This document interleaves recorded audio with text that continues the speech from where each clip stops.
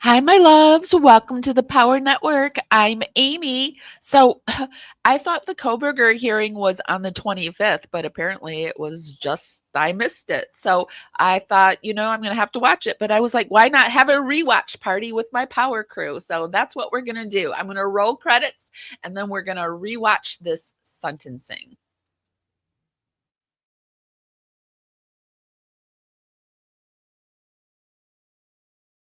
And if you're not subscribed, why are you not subscribed? I would really, really, really love to have you as a power subscriber. If you really like my content, be sure to become a Dragonfly, and that's our membership, and it's $2.99 a month. I release all my videos early. We have special emojis over in the chat room. I kind of share things ahead of time with my Dragonflies, and I go live sometimes just for the Dragonflies. It's a way that I can support you guys and give you more content, and it's a way for you to support our channel. It's $2.99 a month, and I would love to have you. And I will put the link down in the YouTube show notes. Yeah. And I probably will put this live that we're doing over into the Dragonfly membership for you guys to watch. But I have it open for everybody right now. So, all right. So let's get into it. Let's look at what Kohberger did today. I'm really bummed I missed it. I really wanted to watch it in play out in real live time. All right, so let me get my screen together and we will watch this together. Just want to look at what we have to look forward to. And so here's a quick little news report. Everything that we view during today's live, I will put down in the YouTube show notes. Today, we're coming to you on Facebook, YouTube, and Twitch. Hi, everyone. Be sure to give us a thumbs up, show us some love on whichever platform you're viewing us on today. And let's bring in trial attorney and former felony prosecutor Eric Faddis for more on what we can expect from today's sentencing hearing. Eric, thanks for being here. Per the plea deal, Bryan Kohberger will be sentenced to 4 consecutive life sentences and then an additional 10 years on the burglary count. Does the judge have any leeway to change that, or is that set in stone? Diane, there is really no discretion that the judge has at this point. He has accepted the plea offer that was agreed to by both sides. And so he really doesn't have any opportunity to increase the sentence or decrease the sentence or anything like that. And so today will be about the victims. It'll be about the victims' families, and it might be about Kohberger. It might be about what he has to say for himself, because he will have that opportunity to make a statement. Kohberger, as you say, will have the opportunity to address the court, but he's not required to. Do you think he will? He's not required to. That's exactly right. As Kana was saying, Hey, Valerie, I didn't even know this was happening today. I was doing a Watts Island live while this was all going on, and it was a really good live, and hardly anyone was there, and I didn't understand, and now I understand. But hey there. We're doing a rewatch party because I missed it all. I didn't even look to see what was said or try to catch up. So I am literally watching this in real time. I don't know what went down, what happened. Do you guys know what happened? Were you watching it? Are you like coming in this fresh to this rewatch party with me? Or do you have the cliff notes? Do you know what happened? Does have the right to allocution. Every criminal defendant has that when they're sentenced to make a statement on their own behalf. Some of these mass killers, sometimes they do it for the infamy. Sometimes they like the attention. Sometimes they want to have this sort of mass exposure and to be heard. It wouldn't shock me if he does make some kind of statement. However, he still does have a right to appeal, even though he waived such a right. So they were saying basically he doesn't have to say anything, because that was one of my bigger questions, and I put out a I put out a short yesterday after I saw President Trump tweeting about the Kohberger case. Posting about Bryan Kohberger today. Do you think the judge will take any of it into consideration? For those that might not be aware, Trump posted this basically saying that Kohberger needs to say what he did, what he done did. Do you think that the judge in Idaho, is the judge in Idaho Democrat or Republican? I don't even know. What do you think? Do you think he's going to take it into account? And do you think we're going to figure out at all what it is that Kohberger did that night? Is he going to be forced to tell, or is he going to just be allowed to stay silent? It makes me mad. It makes me mad if it's going to be another Watts thing where all he has to do is stand there and say. And apparently that it was another Watts thing, and all he had to do was to stand there and be quiet. So, all right, let's go in and look at this Kohberger sentencing and see what's going on.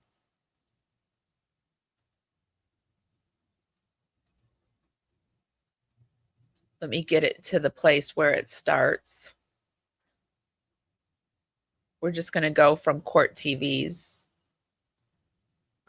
Be sure, yeah, I think I said give this live a thumbs up. I think I did all that. So if I didn't, just give this a thumbs up. Sorry, guys. I really didn't expect to do this today. So, what happened? I don't think they do, but we'll see. Presiding. Be seated. Thank you.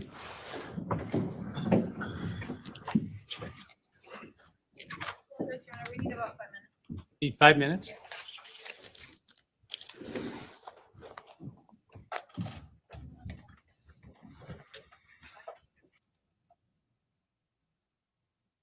Burglary, 10 years. Why did, they went to a blank screen.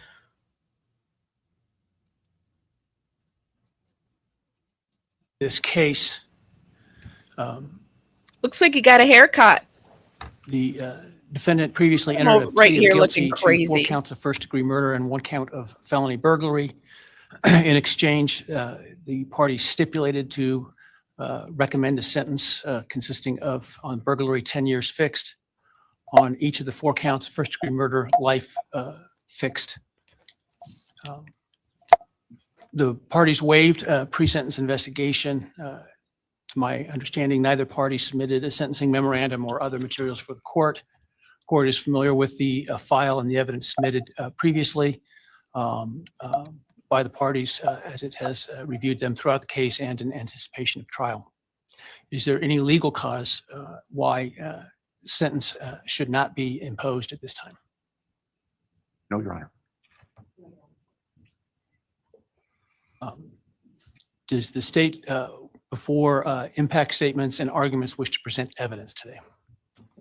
Your Honor, the state does not intend to present evidence in a documentary sense. We have provided the court through clerk with photographs that we would like to use during the course of our sentencing argument. Sure. All right. Thank you. But no testimony other than impact statements? That's correct, Your Honor. All right. So with that, let's start with then impact statements. Ms. Jennings will be introducing the In my understanding, just so I'm clear, I indicated through the trial court administrator that we need to see if any of the victims wish to have the camera not running and audio only. And my understanding is all of them indicated they are fine with the video. Is that correct? Yes, Your Honor, that's correct. All right, very well. Go ahead, Ms. Jennings. Your Honor, the first, and we're taking these in the order, victim impact statements in the order that the charges were listed in the indictment. The first charge being burglary. So we will have Bethany Funka's statement, and she has asked that her friend Emilia Lant read that statement. All right, any objection to that? All right, very well.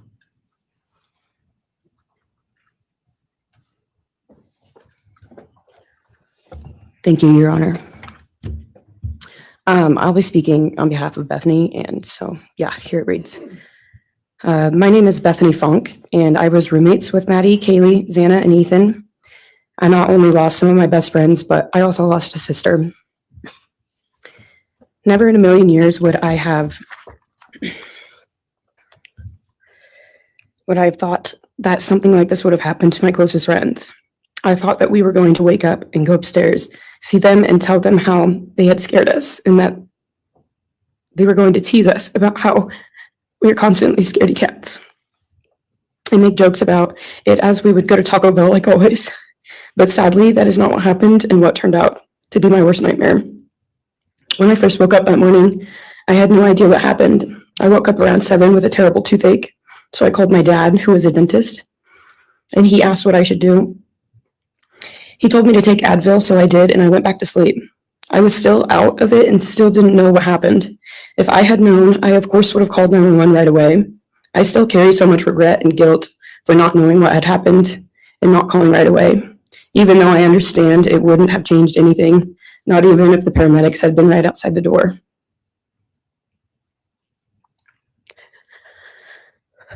I was so frantic that morning and scared to death, not knowing what had happened. And when I made the 911 call, I couldn't even get out the words. And from then on, I don't remember a thing. It was like my brain wiped that whole memory. That was the worst day of my life. And I know it always will be.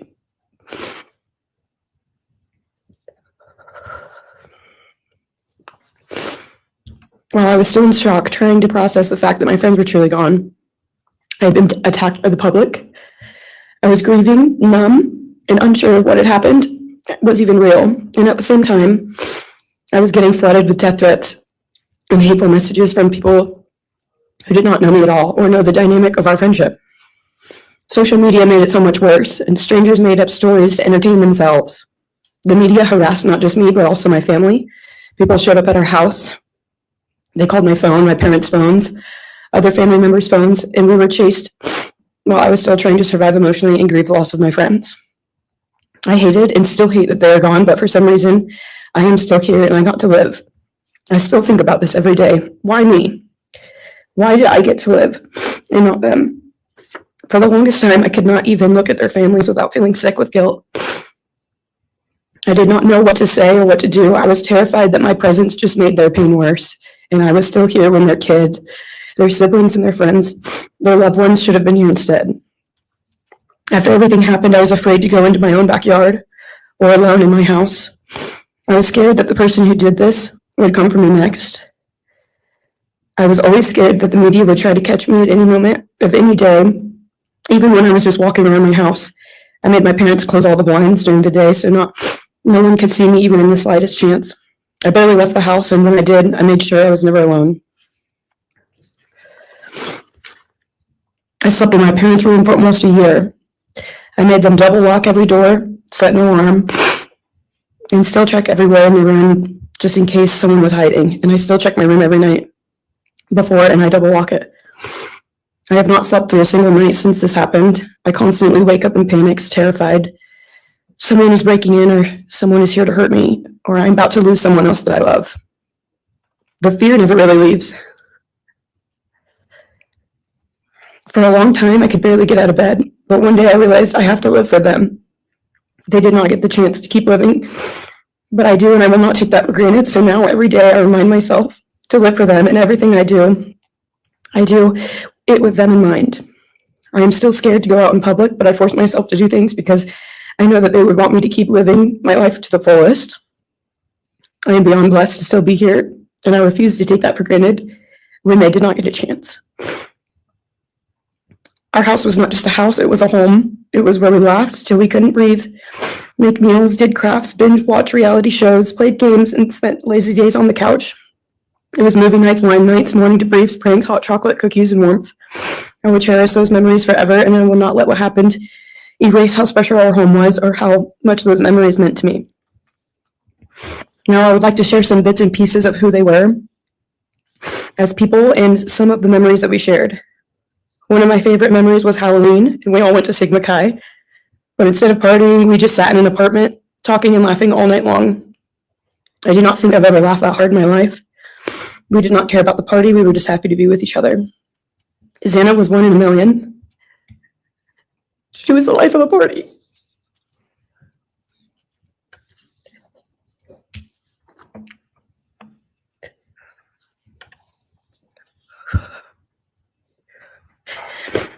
But she was also the kindest and funniest person I knew. Everyone loved her because she made everyone feel so loved. She was just someone you always wanted to be around no matter the circumstance. One of my favorite days with Xana was when she laid on the couch, when we laid on the couch together all day watching movies and snacking. Or when she, Maddie, and I would go and get margaritas, chips, and salsa. She would also light up a room with her presence alone. Kaylee had the most beautiful, radiant smile. And she was so kind, but also one of the funniest people I've ever known. She loved playing little pranks. And she always had us laughing so hard that we could not breathe. She was so full of energy and life. I really believe that she could have ruled the world if she wanted to, and she would have been America's sweetheart. Ethan was the sweetest, most genuine guy. He was always smiling and always making other people smile too. Ethan was the kind of person you wanted around. He was so kind and easy to talk to, and just so fun. And the way he cared for Xana was truly something to admire. And really was proof that storybook love and true romances really do exist. It was not only obvious to me, but everyone that was around Ethan and Xana that they were absolute soulmates. Maddie was not only one of my best friends, but she was the older sister I would have always wanted. There was no one I looked up to or admired more than Maddie. She was truly a ray of sunshine, and everyone was drawn to her. She was so kind, loving, funny, fun, and passionate. She had the sweetest soul and wanted nothing but the best for everyone, and to love and show love to everyone. She took me under her wing and always made me feel so safe and included, and above all, loved and valued. She never failed to make me laugh or put a smile on my face. Still to this day, I am beyond grateful that she chose me to be her sorority little, and I thank God every day that I not only got to know her, but had her as one of my best friends. Honestly, I cannot pinpoint one favorite memory with Maddie because I have so many, and this would be a very long read if I did. But if some little memories with her that I cherish is when the two of us made a nice dinner and split some wine, or when we would binge watch Jersey Shore or Summer House. When we came up with a whole dance routine on Halloween and danced and sang all night, like no one was watching. All the late night walks home from going out, and just little shopping trips and so much more. I am beyond blessed that I had the chance to know each and every one of them.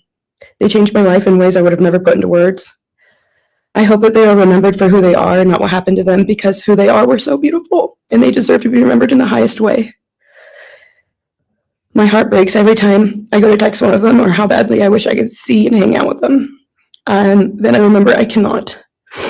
I will never be able to again. But I still talk to them in my prayers every single night, and I always will.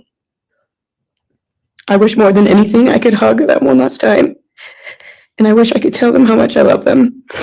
And even though I cannot, I still tell them every night. I will keep living for them as long as I am lucky enough to still be here. And they are all truly one of a kind. And they will be in our hearts forever and always. Thank you. And please convey to Bethany my appreciation for her courage, and I hope that she heals.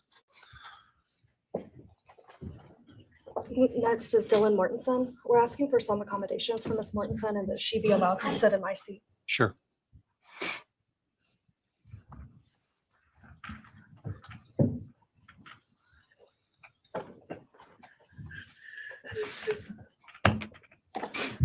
Dylan, just take your time, all right?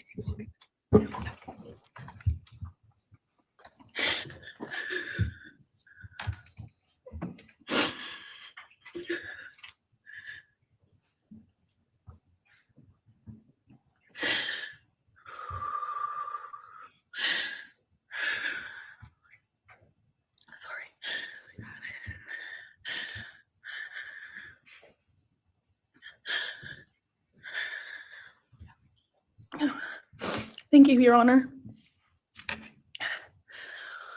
What happened that night changed everything. Because of him, 4 beautiful, genuine, compassionate people were taken from this world for no reason.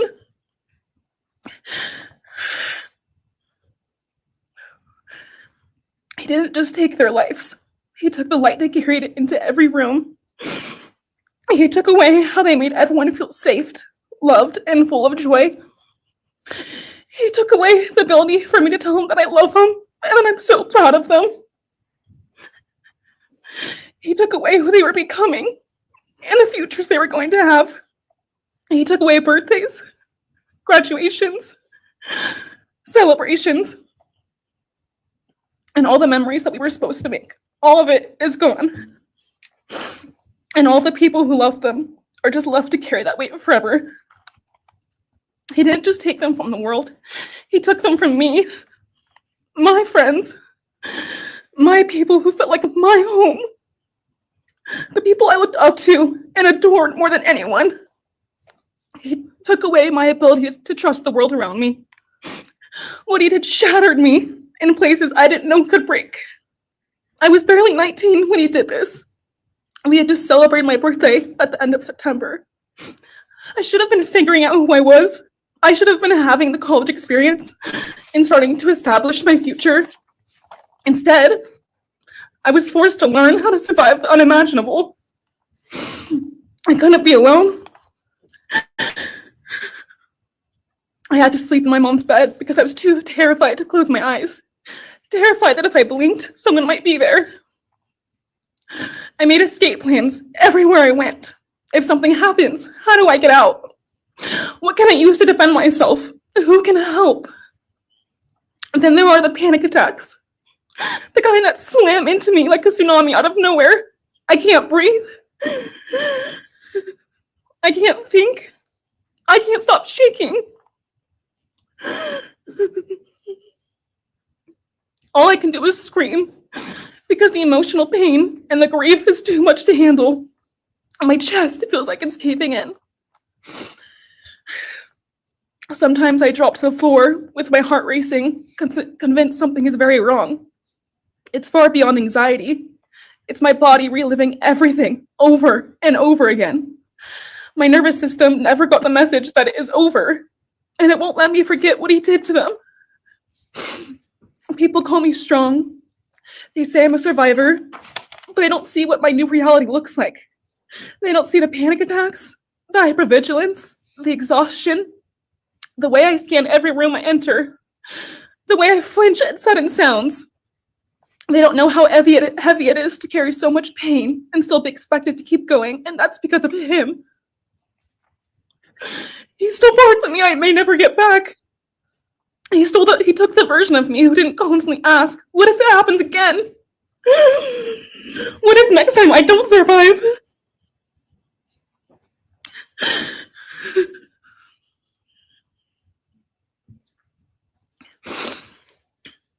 He may have shattered parts of me, but I'm still putting myself back together. Piece by piece, I'm learning how to live in this new version of life. It is not easy. It hurts, but I'm still trying. Still trying, and I'm not trying just for me. I'm trying for them, my friends. About a year ago, I had a dream about them. I got to say goodbye. I told them I won't be able to see you again, so I need to tell you goodbye. They all kept asking why, and all I could say was, I can't tell you, but I have to. When I woke up, I felt shattered and heartbroken, but also strangely grateful. Like maybe in some way that dream gave us the goodbye we never got. Still, no dream can replace them, and no goodbye will ever feel finished. He is a hollow vessel, something less than human. A body without empathy, without remorse. He chose destruction. He chose evil. He feels nothing. He tried to take everything from me. My friends, my safety, my identity, my future. He took their lives, but I will continue trying to be like them to make them proud. Living is how I honor them. Speaking today is to help me find some sort of justice for them. And I will never let him take that from me. He may have taken so much from me, but he will never get to take my voice. He will never take the memories I had with him. He will never erase the love we shared, the laughs we had, or the way they made me feel seen and whole. Those things are mine. They are sacred, and he will never touch them. I get to feel sadness. I get to feel rage. I get to feel joy even when it's hard. I get to feel love even when it hurts. I get to live. And while I will still live with this pain, at least I get to live my life. He will stay here, empty, forgotten, and powerless. Jill, thank you so much for your courage. I appreciate it.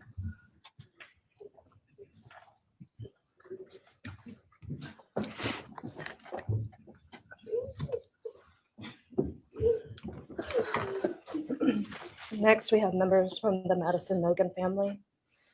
First would be Scott Laramie, Madison Mogan's stepfather.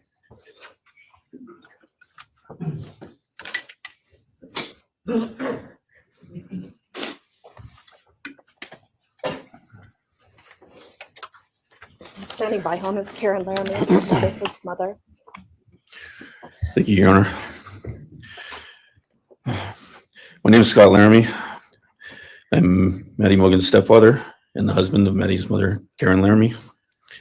I will read this victim impact statement on behalf of Karen and myself. Maddie was our gift of life, our purpose, and our hope. Maddie quickly became Karen's joy, identity, and purpose in life. I joined Maddie's life when she was 2.5 years old. The experience transformed me into a life of joy, love, and family. Maddie was bright, beautiful, kind, empathic. She listened carefully to others and was observant, seeing and caring about the hearts and minds of all she encountered. She loved music and music festivals. She had a wonderful sense of humor. She excelled in school. She was an easy child to raise, almost never requiring discipline, and almost always giving us parental joy. One time Karen remembers disciplining Maddie as a little girl. Maddie responded, "You broke my heart," which of course melted ours. She had a keen wit, even at that young age. As she transitioned into teenage years, she prioritized us and extended family over many of the distractions that capture teenagers. She showered us with her presence and love at family events, barbecues, picnics, birthdays, holidays, and others. She spent countless hours with her papa, her Uncle David, Aunt Nadine, and her other close family and friends. This world was a better place with her in it. As she reached adulthood, Maddie applied her studies to be a marketing professional, entering into an internship at Payne West, and started planning her professional future. As with all things, she involved Karen and myself in the joy of her journey. As she transitioned into womanhood, Karen and I continued to be astounded at this wonderful and accomplished person we had created. All parents dream of their children accomplishing more than them. We realized this dream. All we had not become, she was becoming. Karen and I are ordinary people, but we lived extraordinary lives because we had Maddie. Maddie was taken senselessly and brutally in a sudden act of evil. She was taken along with the young, promising, and bright lives of Kaylee, Xana, and Ethan. First, we felt disbelief. Next, we felt disorientation. Then we felt grief overcome us. Our grief is compounded even more for the Goncalves, Kernodle, and Chapin families. We speak of hope and healing, and we do have hope and some healing. But the vast emotional wound will never fully heal. Since Maddie's loss, there's emptiness in our hearts, home, and family, an endless void. After losing her mother in a car crash, Karen took years to grieve and recover. The feeling that her life with Maddie and A was perfect helped her to start to heal. Now, this is no longer perfect. After Maddie's loss, Karen felt like she was spinning out, emotionally collapsing into anxiety and depression. She sometimes asks, "How am I supposed to go on when I've lost my favorite person in the world?" I felt the same, and we continue to struggle. The loss of Maddie has impacted so many beyond our family. Her second family is her sorority sisters who grieve alongside us. She has so many close friends who suffer from her loss. We will continue to be, her loss will continue to be felt by the Vandal community, including Vandal Solutions on campus, where she volunteered her time for others.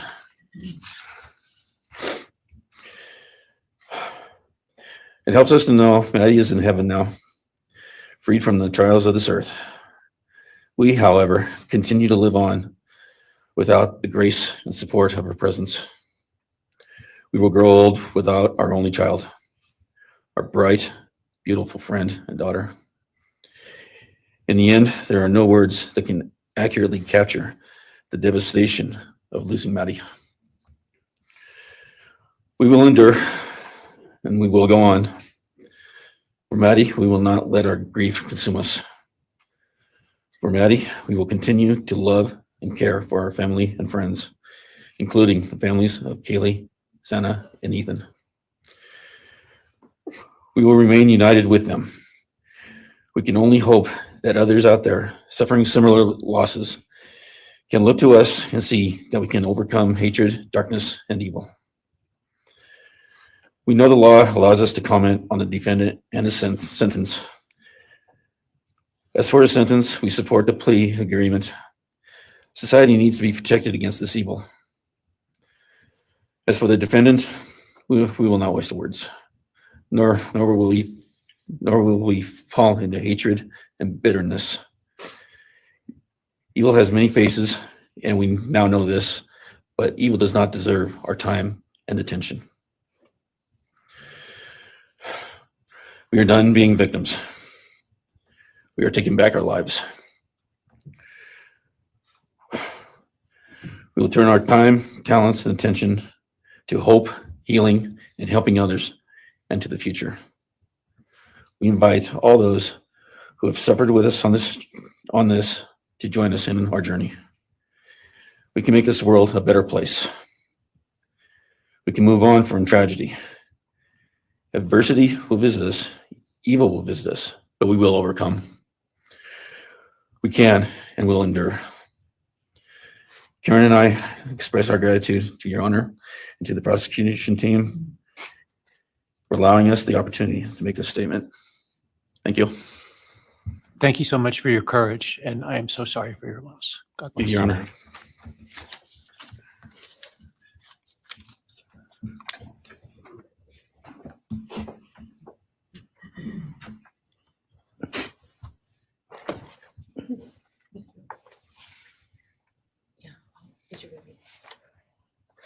Your Honor, this is Leander James. He's the attorney for the Mogan family and victim advocate. He'll be reading a statement for Karen Laramie. May it please the court, counsel. My name is Leander James. I am the pro bono counsel for Karen and Scott Laramie. Karen has asked me to read the statement into the record. I thank my husband, Scott, for his statement, his courage, and his unending love and support during this dark time. While words are inadequate to capture the impact of this horrific crime on our family, he expressed it as best anyone could. For Maddie's sake, I will add my supplement statement that incorporates additional impact in the context of my extended family. I am grateful to Maddie's great uncle, Bryan Caulfield, for assisting me with the difficult task of putting our pain into words. For me and my extended family, Maddie was our hope and our light. Her beauty, both outside and in, shone its light upon everyone with whom she came in contact. Her beauty, she carried that hope and light into the future for our entire family.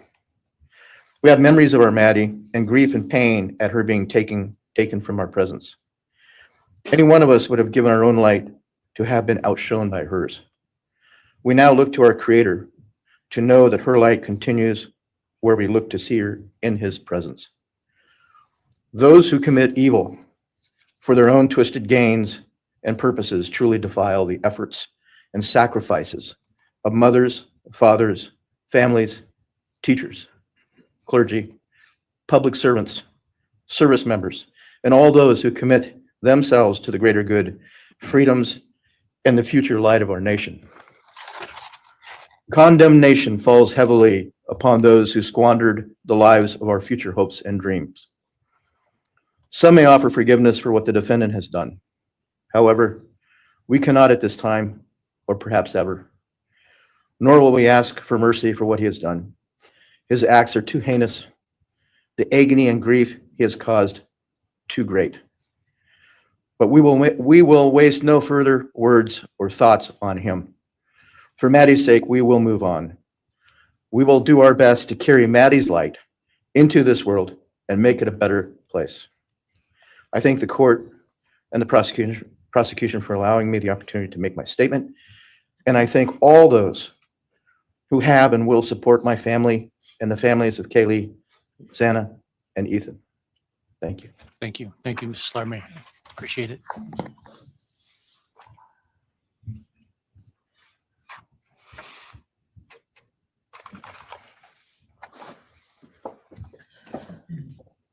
Next is Ben Mogan, the father of Maddie Mogan. Yes, of course. Actually, Your Honor, it'll be Kim Cheeley, the grandmother of Maddie Mogan.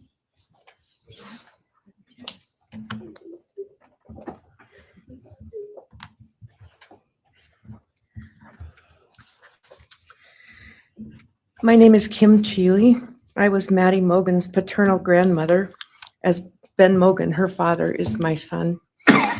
I'm here today with my sister Lori Cheeley, Maddie's great aunt, and my son Ben Mogan, and my daughter-in-law Corey Hatrock. I'd like to begin by thanking a number of people involved in bringing this case to closure.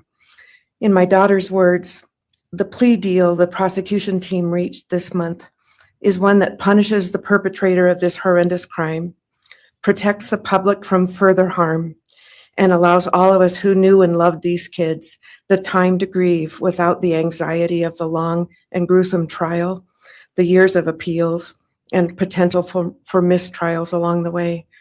My family and I are so grateful to Bill Thompson and his prosecution team for their dedication and painstaking work that forced the perpetrator to admit his guilt. We want to thank the Idaho State Police, the Moscow Police Department, the FBI, and Judge Hippler. We'd also like to thank the University of Idaho officials who have treated the families of the victims with such dignity and kindness, and who have honored the 4 victims beautifully. Maddie was my first grandchild, so when she was born, all her grandparents had the distinct pleasure of deciding what we'd like to be called. I chose Nana, pretty original. But when Maddie was about 1.5 years old, her papa, Ben's dad, and I were planning to visit the new little family in Oregon. Maddie didn't have an extensive vocabulary at the time, but for some unknown reason, she called bananas ba-deedle-deedles. When Karen and Ben told her Nana was coming to visit, she figured, I say deedle-deedle for that word. So I became Deedle-Deedle, shortened to Deedle when she was about 6 or 7. And I was Deedle all her life. I don't think her stepdad, Scotty, ever knew my given name was Kim. Maddie's and my birthdays were 1 day apart, and a couple years before she was killed, she gave me this necklace with Deedle and Maddie engraved on it. And I added an angel wing, and it's one of my treasured possessions.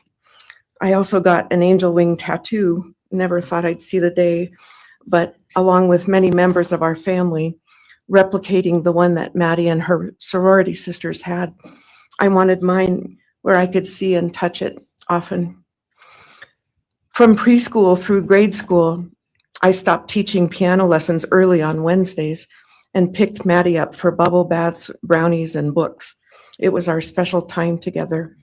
And she went home those nights in her jammies with a pan of warm brownies for her family. Although Karen and Scotty raised Maddie and did such a lovely job of parenting, we Mogans were lucky to have her for holidays and many other family gatherings.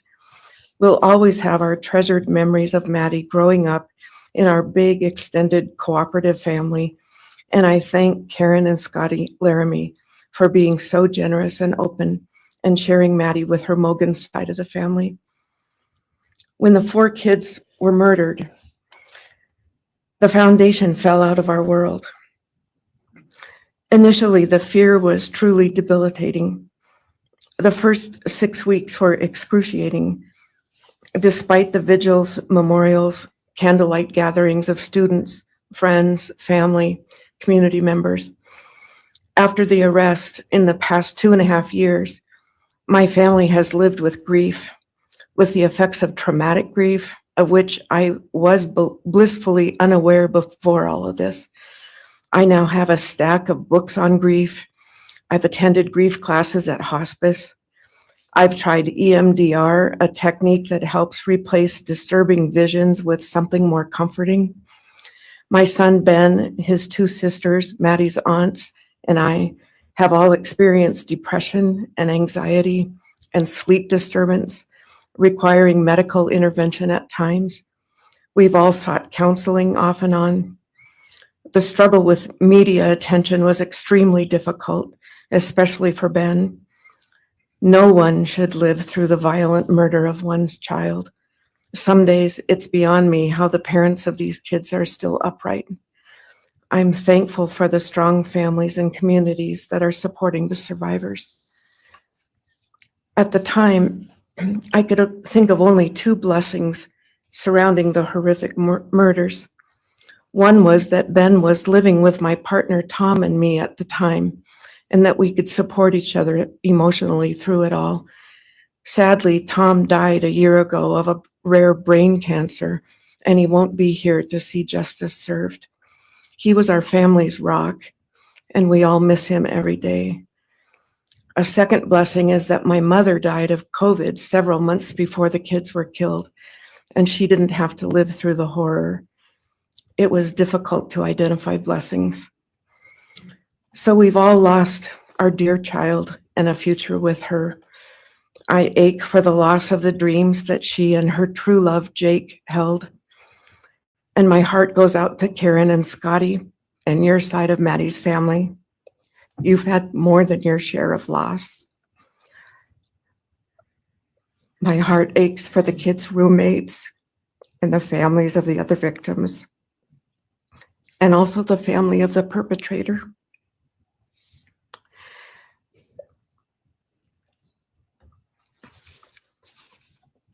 Going forward, we Mogans are choosing to put our energy and focus into honoring Maddie's too short life and sweet spirit by celebrating Maddie May Day, which my 2 daughters established.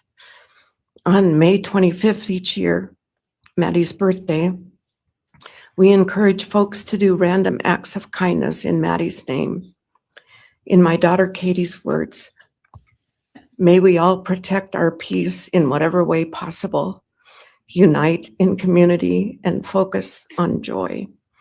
Please do an act in kindness in Maddie's honor during this week, so a glimmer of Maddie's light may live on.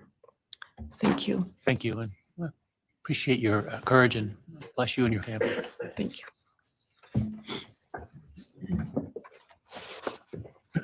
Now it's Ben Mogan, Maddie Mogan's father.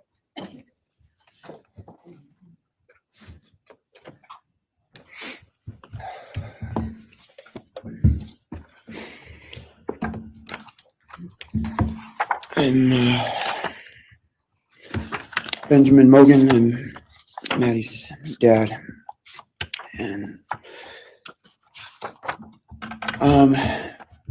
first, I just want to say thanks to all the people that helped bring this all to a close. I know it's not the resolution that everyone wanted, but I think that that everyone worked so hard, and we really appreciate all their efforts. It was such a hard thing to go through for everybody.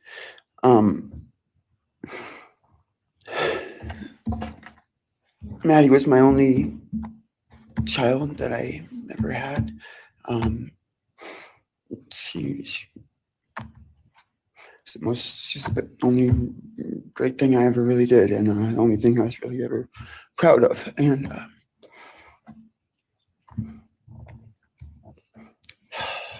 I thought we would have the rest of our lives together to be together and know each other, and I took for granted the times, she was in college, and I thought, oh, well, we'll have the rest of our lives to just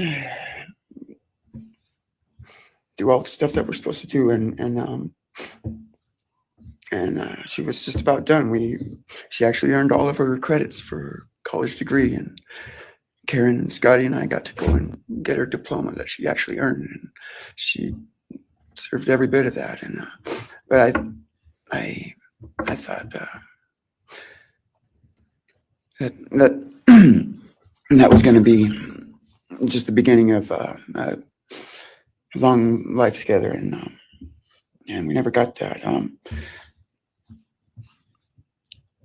Karen and Scotty did such a great job raising her after Karen and I split up, and I'm so thankful for Scotty and the role that he played in her life when I wasn't able to. But we got to spend a lot of great times together, Maddie and I.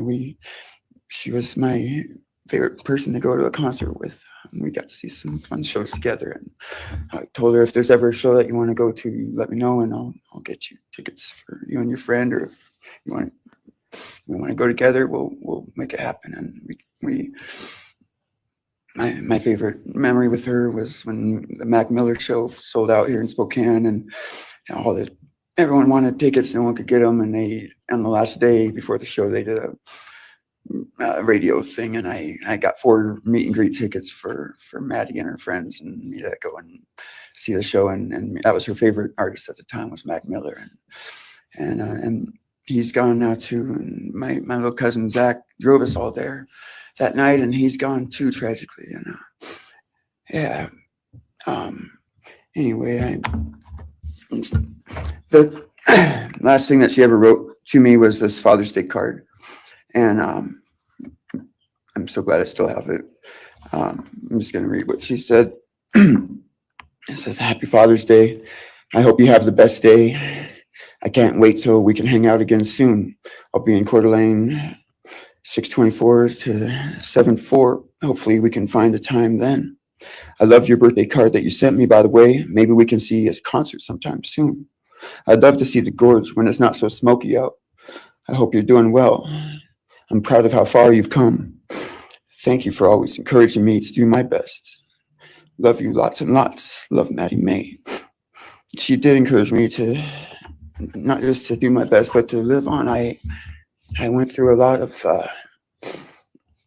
issues with addiction and with substance abuse, and when I wasn't wanting to live anymore, she was what would keep me from just not caring anymore, and knowing that she was out there and that she was just such a beautiful person kept me alive a lot of rough moments. And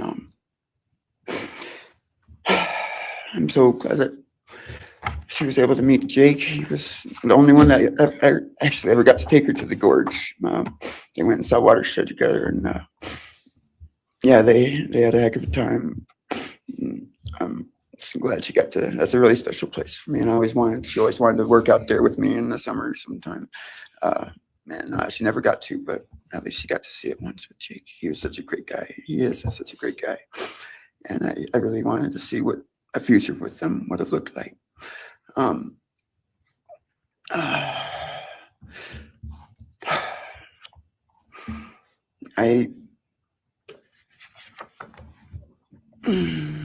never be able to replace her. I wrote a bunch of stuff. I just don't know what to say right now. I just miss her so much, and I just love her more than anything. And it shouldn't happen. And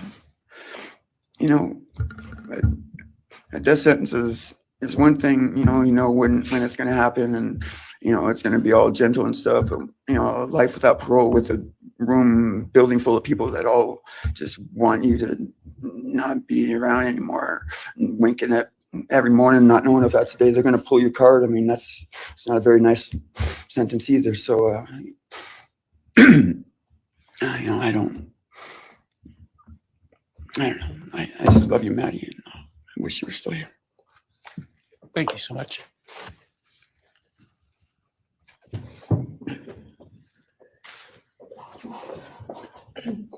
Your Honor, next would be members from the Kaylee Gonsalves family. First will be her father, Steve Gonsalves.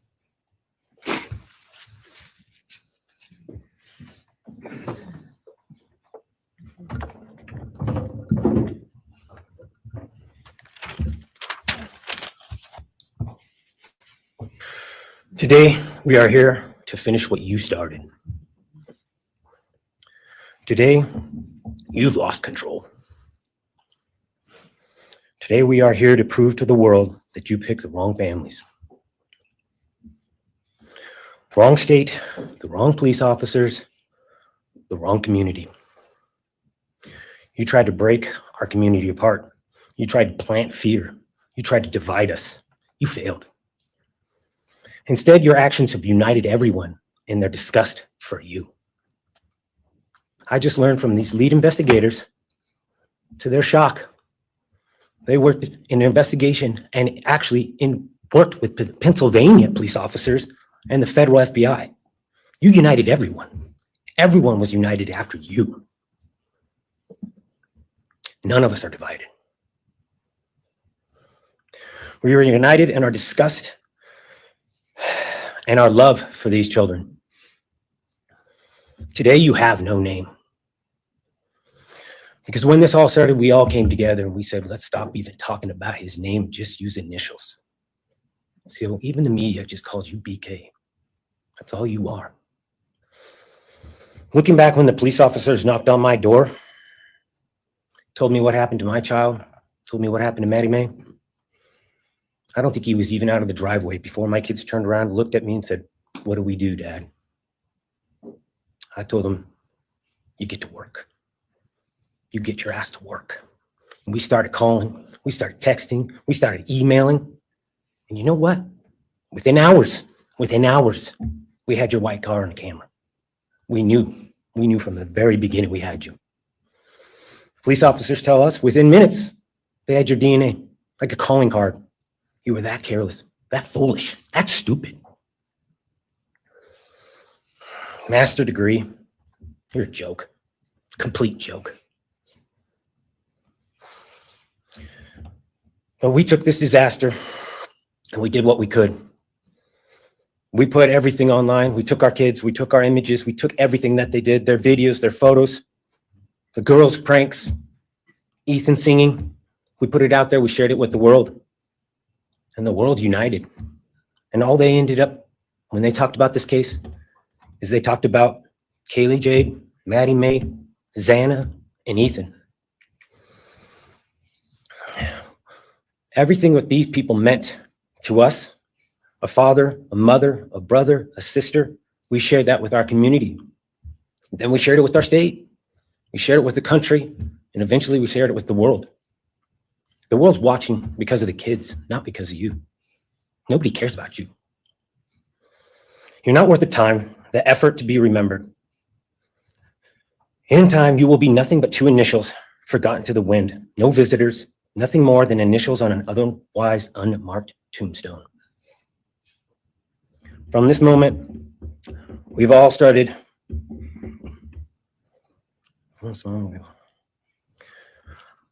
In this moment, we will forget you. We want to all leave in closing. One last thing. You picked the wrong family, and we're laughing at you on your trip to Penn. That will be today or tomorrow. I'll close with, God bless all the men and women that worked on this case and all the hard work that you guys did. You guys allowed us to grieve and allowed us to get through this. The amount of work that you guys put together and the way that you guys put it together was beautiful. There was hard times to be expected. But thank you all. God bless. Thank you. Your Honor, next is Stephen Gonzalez, Kaylee's brother. Stephen's actually going to pass. I'm going to go. Olivia Gonzalez, Kaylee's sister. Hello, I'd like to start by thanking the court for allowing me the time and opportunity to speak today. My name is Olivia, and I'm the big sister of Kaylee Gonzalez, and I was blessed to love Madison Mogan as a sister too. I'm not here today to speak in grief. I'm here to speak in truth. Because the truth is, my sister Kaylee and her best friend Maddie were not yours to take. They were not yours to study, to stalk, or to silence. They were two pieces of a whole, the perfect yin and yang. They are everything that you could never be. Loved, accepted, vibrant, accomplished, brave, and powerful. Because the truth about Kaylee and Maddie is they would have been kind to you. If you had approached them in their everyday lives, they would have given you directions, thanked you for the compliment, or awkwardly giggled to make your own words less uncomfortable for you. In a world that rejected you, they would have shown mercy. Because the truth is, I'm angry. Every day I'm angry. I'm left shouting at the inside of my own head everything I wish I could say to you. The truth about me is when I heard the news, I didn't cry. I listened for them. I promised them I would, that I would fight for them, that I would show up no matter what it cost me. I swore I'd never let them feel alone. Because you see, I've always been their heavyweight. I've always been the one to fight the battles they didn't feel ready to fight themselves. All it ever took was a call, and they knew I would handle it for them, no matter the time, no matter the cost. They could wave their white flag because they knew I would never back down, not for them, and not even death could change that. Somewhere along the line, I started to think about what I would say to them if I was given just one last chance. If I could gather enough heartbreak or love or sacrifice or whatever it took to get just one message across, what would I say? Throughout this entire process, I've written my feelings down at every moment, my wishes, my love, my denial, my anger. And as one final act of love, I plan to read these thoughts, even jarring and discombobulating and not even making sense. Because for me, that was true love. As bare and as naked as it could be, not laced in pretty words or dressed for the occasion, but written through bleary eyes at 2 a.m. with clenched fists, angry at this reality. My true final act of love was to continue on without them, for them. That dream to read aloud my love to them, to bring meaning through pain, was the latest blow in realizing you don't deserve it. And Kaylee and Maddie don't need it. Kaylee and Maddie have always known my love, and they would never ask me to prove it by further victimizing myself to a defendant who has shown no guilt, no remorse, no apprehension. They would say to me, why would you give the satisfaction of showing vulnerability now? You promised you would never back down. And for that clarity, I'm thankful. I won't stand here and give you what you want. I won't offer you tears. I won't offer you trembling. Disappointments like you thrive on pain, on fear, and on the illusion of power. And I won't feed your beast. Instead, I will call you what you are. Sociopath, psychopath, murderer. I will ask the questions that reverberate violently in my own head, so loudly that I can't think straight most any day. Some of these might be familiar, so sit up straight when I talk to you. How was your life right before you murdered my sisters? Did you prepare for the crime before leaving your apartment? Please detail what you were thinking and feeling at this time. Why did you choose my sisters? Before making your move, did you approach my sisters? Detail what you were thinking and feeling. Before leaving their home, is there anything else you did? How does it feel to know the only thing you failed more miserably at than being a murderer is trying to be a rapper? Did you recently start shaving or manually pulling out your eyebrows? Why November 13th? Did you truly think your Amazon purchase was untraceable because you used a gift card? How do you find it enjoyable to stargaze with such a severe case of visual snow? Where is the murder weapon? The clothes you wore that night? What did you bring into the house with you? What was the second weapon you used on Kaylee? What were Kaylee's last words? Please describe in detail the level of anxiety you must have felt when you heard the Bearcat pull up to your family home on December 30th, 2022. Which do you regret more? Returning to the crime scene 5 hours later, or never, ever going back to Moscow, not even once, after stalking them there for months? If you were really smart, do you think you'd be here right now? What's it like needing this much attention just to feel real? You're terrified of being ordinary, aren't you? Do you feel anything at all? Or are you exactly what you always feared? Nothing. If you're so powerful, then why are you still hiding, defendant? You see, I'm here today as me. But who are you? Let's try to take off your mask and see. You didn't create devastation. You revealed it in yourself. And that darkness you carry, that emptiness, you'll sit with it long after this is over. That is your sentence. And it was written on the wall long before you ever pled guilty. You didn't win. You just exposed yourself as the coward you are. You're a delusional, pathetic, hypochondriac loser who thought you were so much smarter than everybody else. Constantly scolding, turning your nose up to grammar mistakes, nitpicking and criticizing others. You wanted so badly to be different, to be special, to be better, to be deep, to be mysterious. You found yourself thinking you were better than everyone else, and you thought you could figure out the human psyche and see through it, all while tweaked out on heroin. Lurking in the shadows made you feel powerful because no one ever paid you any attention in the light. You thought you were exceptional, all because of a grade on a paper. You thought you were elite because your online IQ test from 2010 told you so. All of that effort just to seem important. It's desperate. There is a name for your condition, though. Your inflated ego just didn't allow you to see it. Wannabe. You act like no one could ever understand your mind, but the truth is you're basic.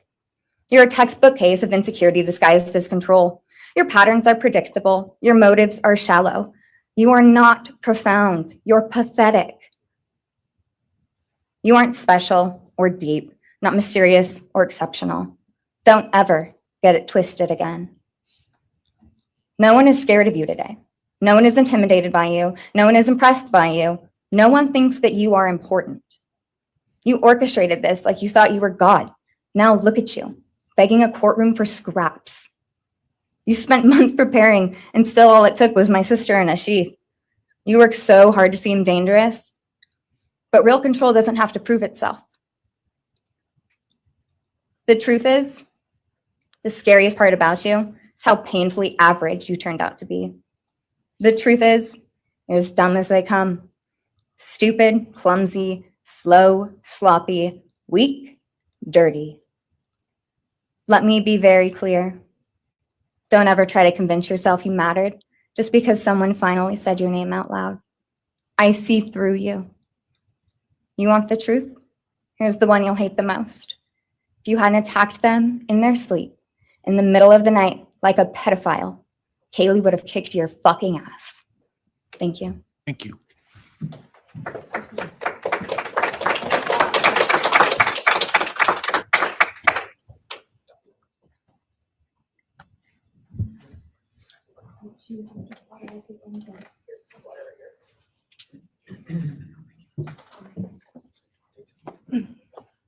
Next is Christy Gonzalez, Kaylee Gonzalez's mother.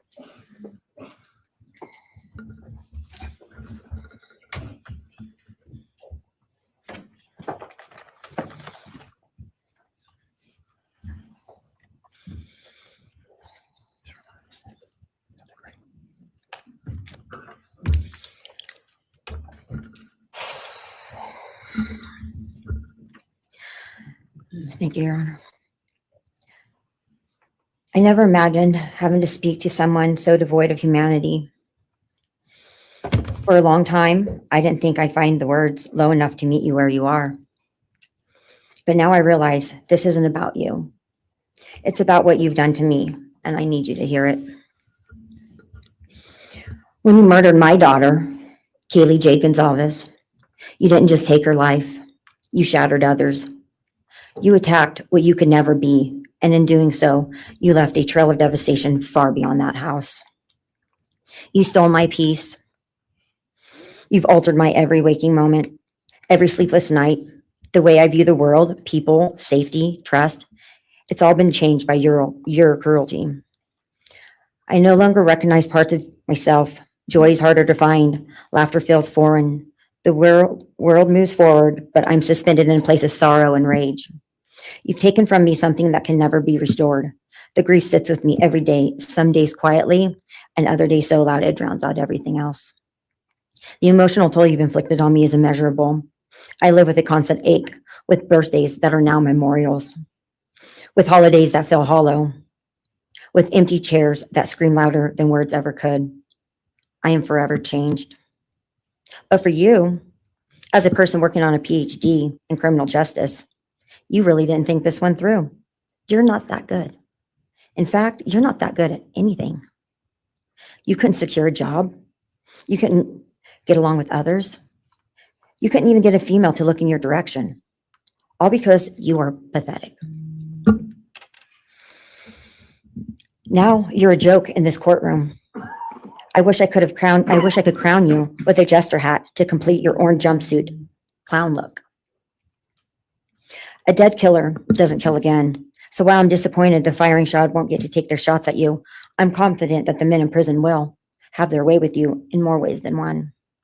You will finally get what you wanted, physical touch, just probably not how you were expecting it. See, you haven't beat the system. You've simply entered a new one, where the rules are cruel and the consequences will never end.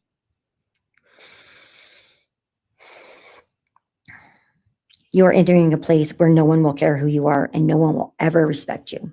You will be forgotten, discarded, used, and erased.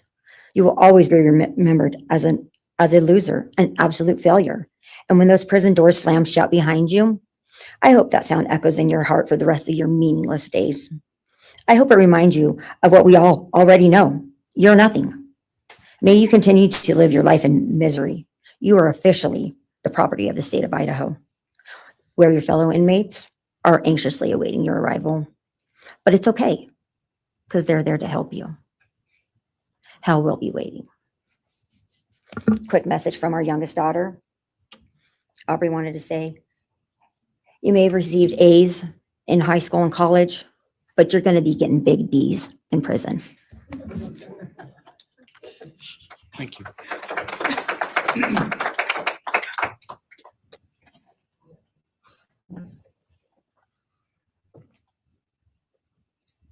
Do we have more from the Gonzalez family, or are you? Yes. Next would be Shannon Gray, the Gonzalez family attorney. He'll be reading statements from Kaylee Gonzalez's grandmothers. Morning, Your Honor. Shannon Gray, the attorney for the Gonzalez family. I actually have 3 statements, one from her aunt and 2 from her grandparents. This is from her aunt, Tammy Butts. You, in the cloak of darkness, made a decision to turn our whole family's world upside down forever. You, in the cloak of darkness, took our Kaylee J. Gonzalez away from us all without hesitation. Never have you shown any remorse or regret. We just get creepy, non-expressive stares as you have your team of women defend you.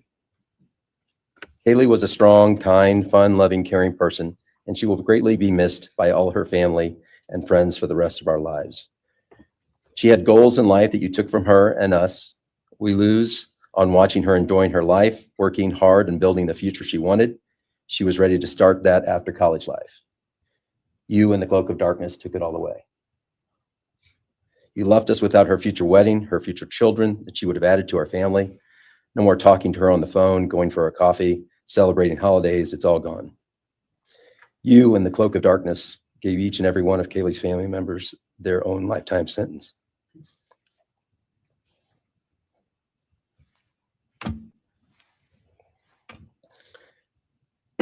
You and the cloak of darkness also took our Maddie Mae from all of us. She was so genuine, caring, polite. She was part of our family. You came in, harmed our children that were younger women than you in their own beds. You're nothing, you're a coward. It's not right that you have received life. I pray that you meet your end in the cloak of darkness, burn in hell. I have two other statements, Your Honor.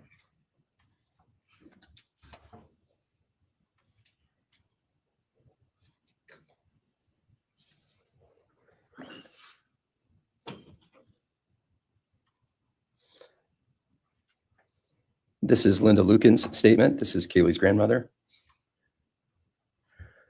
I really don't know how to address something so inhumane, but I will try. Nothing in the past 2.5 years has made any sense.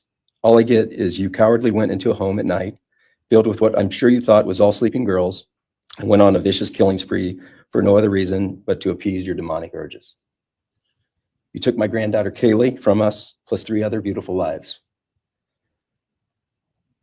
You took my granddaughter Kaylee, beautiful, sweet-souled, doll-faced Kaylee, who was getting ready to start her amazing life, who had such a bright future, who was loved by so many, who you were so envious of. She had a life you could never have. You are so beyond human. You're definitely a demon from hell. I truly wish your punishment would be the same death you inflicted on our kids. But I think you will meet some new friends in prison who will be there just to help you. Thumbs up.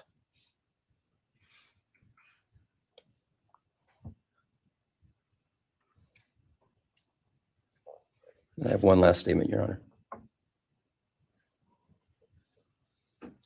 This is from Cheryl Gonzalez, Kaylee's other grandmother. John 1:5 says, light shines in the darkness, and the darkness overcomes it not. Somewhere in your life, some jealousy, envy, ego, something went dark. It pushed out all light until you became dark and evil. And when you saw my granddaughter and her friends, their light, because they have such a light, you couldn't stand it. Because the darkness in you could not stand the light in them. And so you decided to destroy it. Cowardly, you walked into their rooms in the dark and took their lives, hoping to get rid of your darkness. But you didn't. You failed. Because you know what was once a light shown only to their friends, families, and loved ones is now all over the world. Everyone sees it. Their smile, their beauty, their plans, everything they were and had.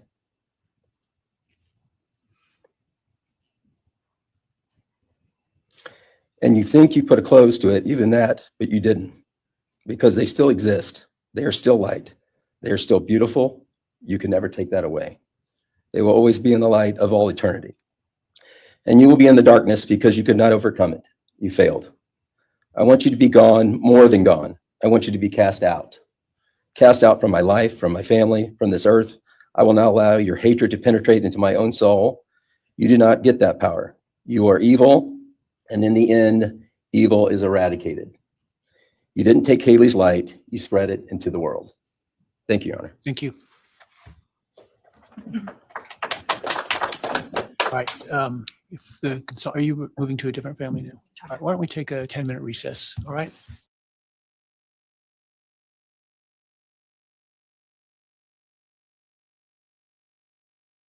Okay, I didn't expect the 10-minute recess, but I'm going to fast forward us and get us past this.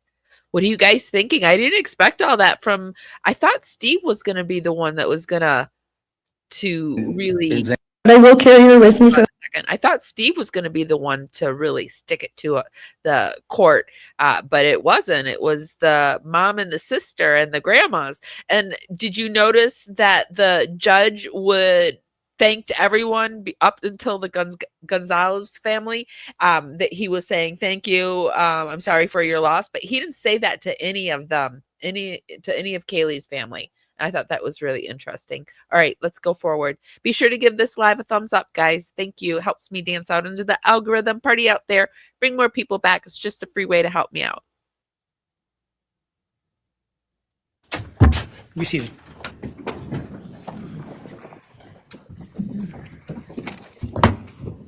All right, Ms. Jennings. Thank you, Your Honor. The next family is the family of Xana Kernodle. And first would be Jasmine Kernodle, Xana's sister. Just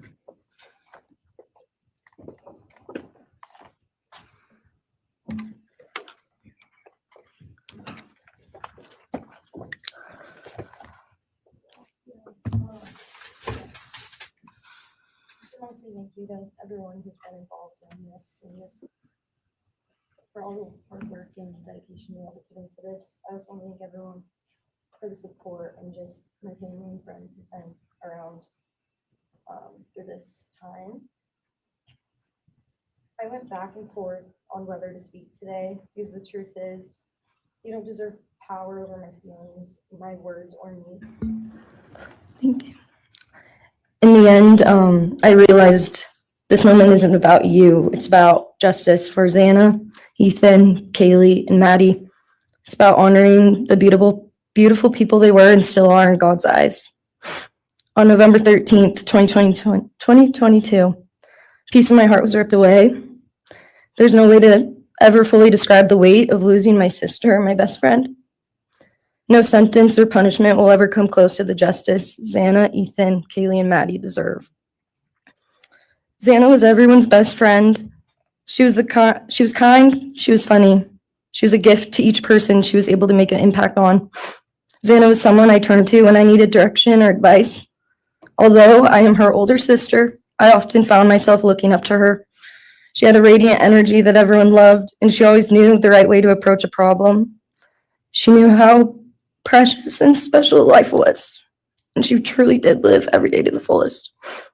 Yet her story was cut short by an act of evil. I believe in God, whose justice is not bound by this courtroom. I find peace knowing that judgment ultimately belongs to Him. For your sake, I hope one day you feel the full weight of what you did.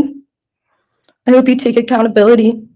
I hope you truly experience the guilt and you surrender yourself to Jesus Christ. Because no punishment on this earth can ever compare to the isolation and pain of eternal separation from God. Xana deserved more. They all did. But I come here to say this. I am strong. I am brave. I'm a fighter, just like Xana. And you don't get to control how I move forward or what I believe. I walk with the comfort of knowing I will see my sister again. Xana didn't get the future she deserved. She won't be the maid of honor at my wedding, the cool aunt to my future children. I'll never hear her laugh or see her light up a room ever again. But I will carry her with me for the rest of my life. I will live in her honor, fight to be the best kind of woman and someone she's proud of, to make sure the world never forgets who she was. Xana's story doesn't end with what was taken from her. It lives through the love she gave, the people she touched, and the legacy our family will protect. Her light still shines, and her voice will echo louder than this pain. You didn't take that from us, and you never will. Thank you.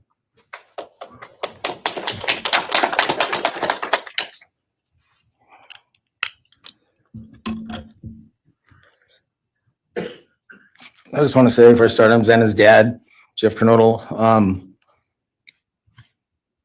It's been a hard road down, because she's gone. And I want to thank everybody under their families that's speaking so far, spoke about things. I agree with everything they have to say. It all comes back to a lot of the same things that I've had to deal with and we as a family have had to deal with. And that brings me, a basis of what I'm talking about a little bit is on my way up here, flying up here in the plane and about halfway through the flight, this little girl is calling out for her dad. Hey, dad. And then in my mind, I was kind of half asleep. It's dark on the plane. I heard Xana calling out for me like she did, back when she was little, 5 years old. And those times were hard. It was chaotic, but we always had something to work toward that was in a positive direction. Compared to right now, which is necessarily not as positive as that for sure. And I know I miss Xana a lot. My life's been changed, and Xana had a great impact on me. And the impact was when she was gone, I realized how important she was and what she really did for me, influenced me, was way beyond what I ever thought. She'd call me up on the weekends, check on me, see who's with me. She's like accountability to your youngest daughter. And that really made a big difference. It made me really think about things and what it's all about, you know. That's the things that I miss the most is those calls on the weekends, the calls at 11 at night. What's going on? You want to meet my friend? You know, whoever she's with, a couple of her friends, I can meet them, talk to them. And she always did that. And it's pretty cool. Pretty cool. I really miss that. And she made a big impact on me, on other people, her family. But the impact that she made is so extensive on what happened here. And it goes so far. People from everywhere in the world, you know, are following things, and Xana has made a difference in their lives. So, you know, countless people told me that they might not even know her. They never knew anything about her. It's what they see, and they just love her and say how they wish she could have been their friend. You know, could have been their friend, could have hung out. And it's like, this is a blessing, you know. This is what the little kid was, and definitely was a big blessing in my life. And so is Jasmine. And basically, you know, we worked hard to do the things we did, you know, through the times they were growing up. And through those times, I realized that I wanted both of them to graduate college, and that'd be the ultimate thing for them to do to prepare for the world. Then it came back to me. Xana didn't get to finish college. He had it all figured out. And this all just came back to me when I was there, and that little girl was on the plane doing that. It's like where I was going, what I was going here for. And then I just realized and thought to myself about the wonderful life that she had and we had together. And we, you know, I still get out with Jasmine, but that's the part that really counted.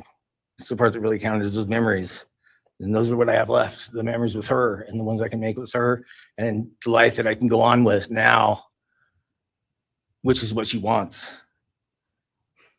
And I say that in present tense because that's what she wants, because I've been told that, you know, I've had countless ways that she's out there and has a way to communicate, which I'm very grateful for. That goes to say that the impact of what happened to them, all the 4 kids, goes so much further than just not me, the parents, the families, the community. It goes so far because a lot of kids, you know, in the colleges, just for an example, they lock their doors now. The door wasn't locked in the back. You know, Penn State or wherever it was, all the colleges, I know that I've heard they all lock their doors now. So maybe the impact that it's going to make is going to help out and maybe protect some people. Having this outreach and having the influence of what these kids, what happened to these kids did, you know. All I know is I was 7 miles away when it happened, and she wasn't feeling that good. It was 11:30, and I almost went over to Xana's to say, and I would have been sitting right there on that couch, and you had to deal with me. So they would have had a chance, and I regret that. And I regret not going. But the reason why I didn't is because Xana said, "Don't be drinking and driving. You got the rental car. Don't be drinking and driving." You know, the week before that. So she was she would have been mad at me to do that. But I really wish I would have drunk and drove. You know, because they would have had a chance, all 4 of them. At this point, I just have to go on. We're going to go on with everything and make things better in my life, because that's what it's all about. Have closure in things. And the part that we miss is Xana, her influence, her smile, the things that she did. And we have the memories left, the great memories. And she just wants us to make more memories and not be sad or upset or shocked or taken for that, you know. And that's what we're going to do. We just have to. That's all I got. Thank you for your words and your courage, and bless your family.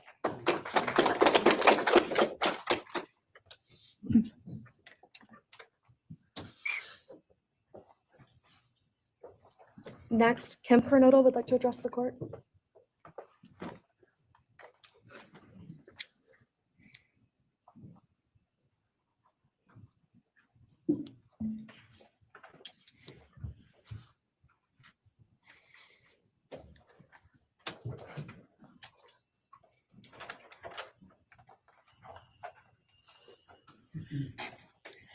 Thank you, Your Honor. My name is Kim Kernodle. I'm Xana's aunt. I was very blessed to have her in my life and our family. And I thought I had everything in my head, what I wanted to say, but it kind of went out. And I'm always looking for the positive thing, because evil, hate can destroy people.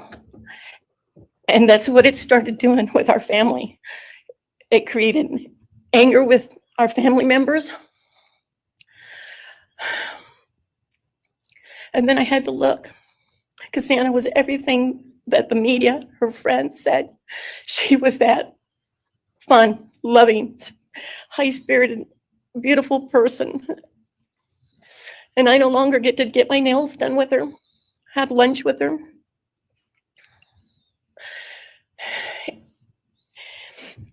Sorry. But how I look at it now is this tragedy, this horrible tragedy on all of the 4 children, has brought us closer. You united us with your actions. We're united now, and we're stronger than ever. We have family and friends now that we never knew we had. And, you know, this is probably going to bother everybody, but Bryan, I'm here today to tell you I have forgiven you, because I no longer could live with that hate in my heart. And for me to become a better person, I have forgiven you. And anytime you want to talk and tell me what happened, get my number. I'm here, no judgment, because I do have answers or questions that I want you to answer. And I'm here. I'll be that one that'll listen to you. Okay? Thank you, Your Honor. Thank you very much. My name is Stratton Kernodle, and I'm Xana's uncle, Jeff's brother. Sitting here today listening to all the stories and feelings and feeling the pain from everybody is a pretty powerful thing. It's each time a statement was read, it sort of would tug into my center core as I felt everybody's anguish. And Xana meant a lot to us, and we loved her very much. But I started thinking about, instead of rehashing everything that everybody else has talked about, I wanted to direct it another direction toward Bryan and what he's done to his family, his parents, his siblings, his friends, his universe. He has contaminated, tainted their family name, and pretty much made a horrible, miserable thing to be ever related to him. And I know that that's what he has to live with, and that has to be his pain.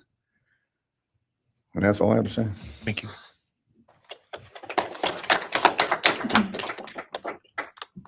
Next, Your Honor, I believe Randy Davis, stepfather to Xana Kernodle, would like to address the court.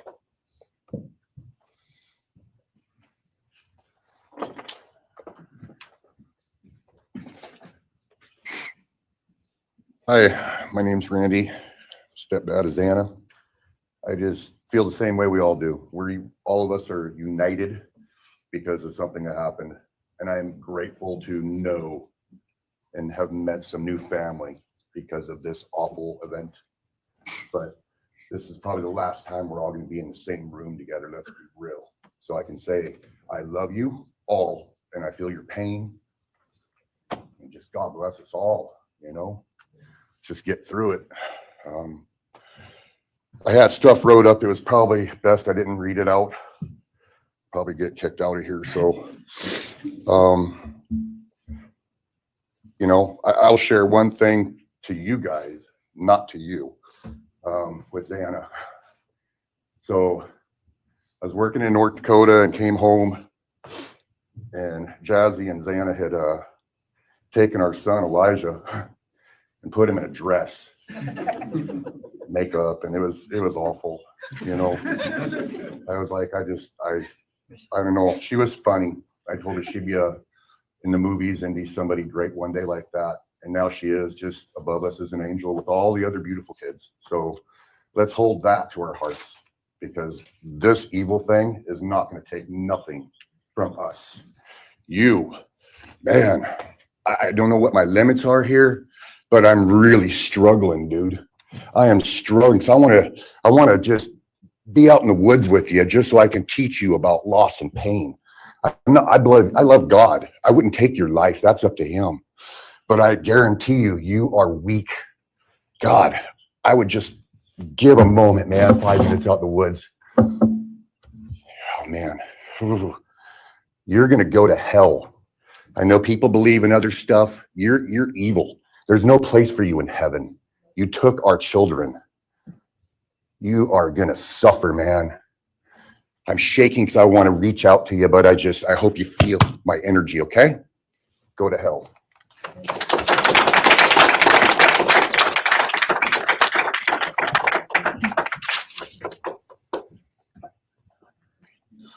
Next is Kara Northington, Xana's mother.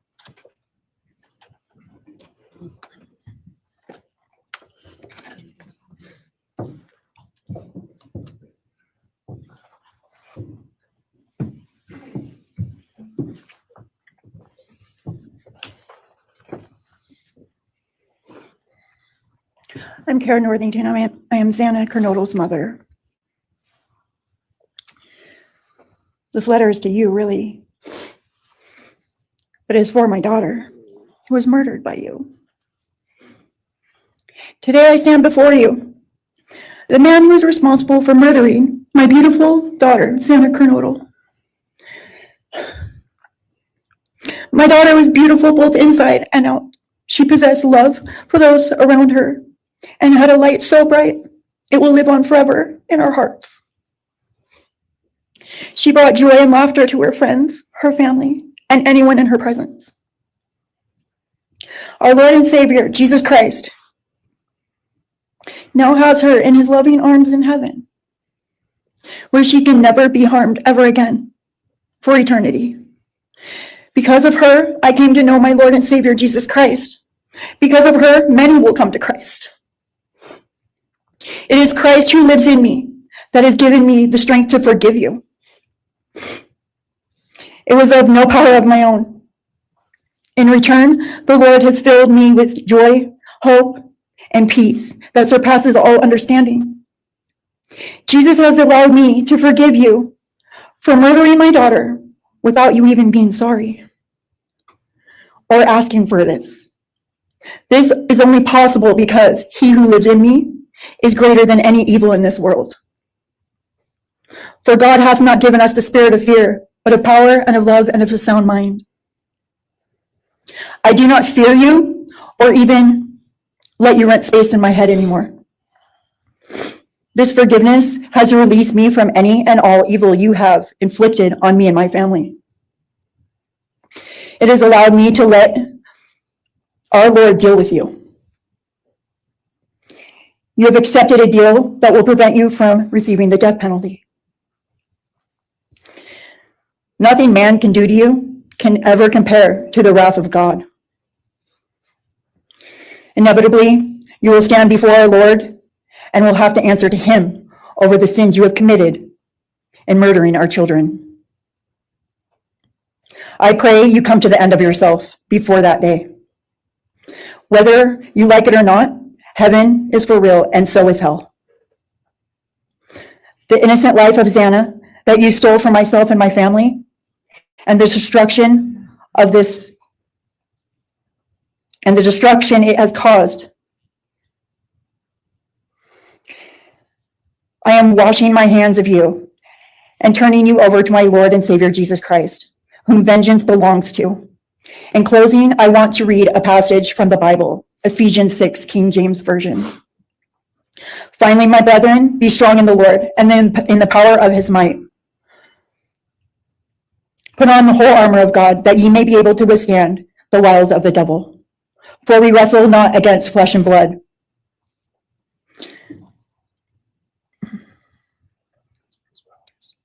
For we wrestle not against flesh and blood, but against principalities, against powers, against the rulers of the darkness of this world, against spiritual wickedness in high places. Wherefore, take unto you the whole armor of God, that ye may be able to withstand in the evil day, that ye may be able to stand in the evil day.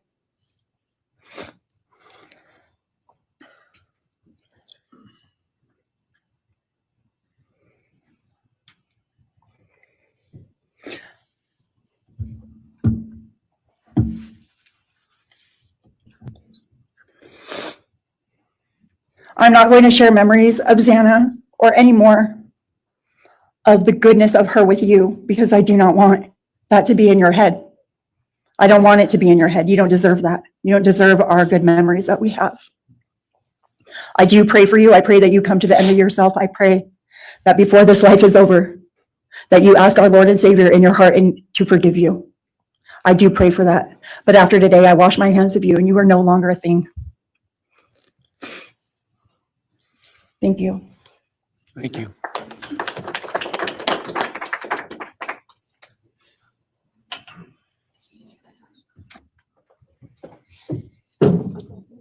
I don't believe the state has any other victim impact statements. Okay.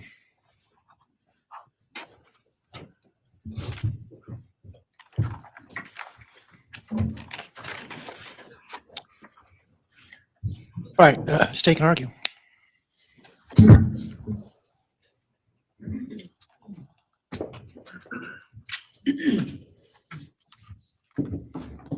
Thank you, Your Honor.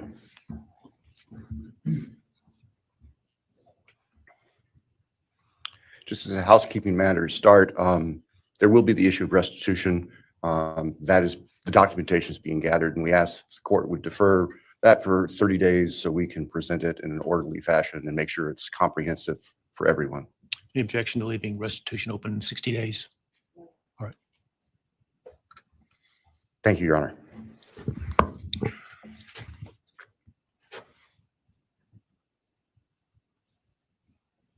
I think it's necessary and appropriate to share for everyone here, including the court, the background that brings us in front of Your Honor today for these proceedings. As the record reflects, and as everybody in this courtroom knows, the defendant has pleaded guilty to all 5 counts charged in the indictment.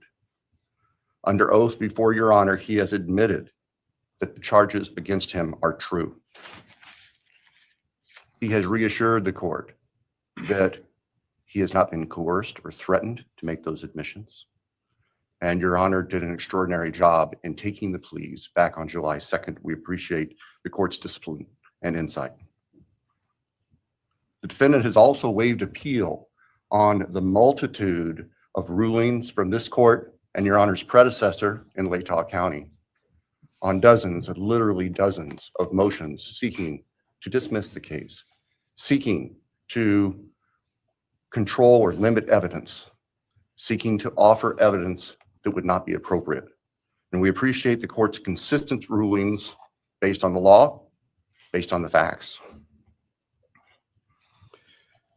As Your Honor will recall, on June 18th, it's just really not that long ago, we appeared before this court for arguments on what became the defendant's final motions to this court.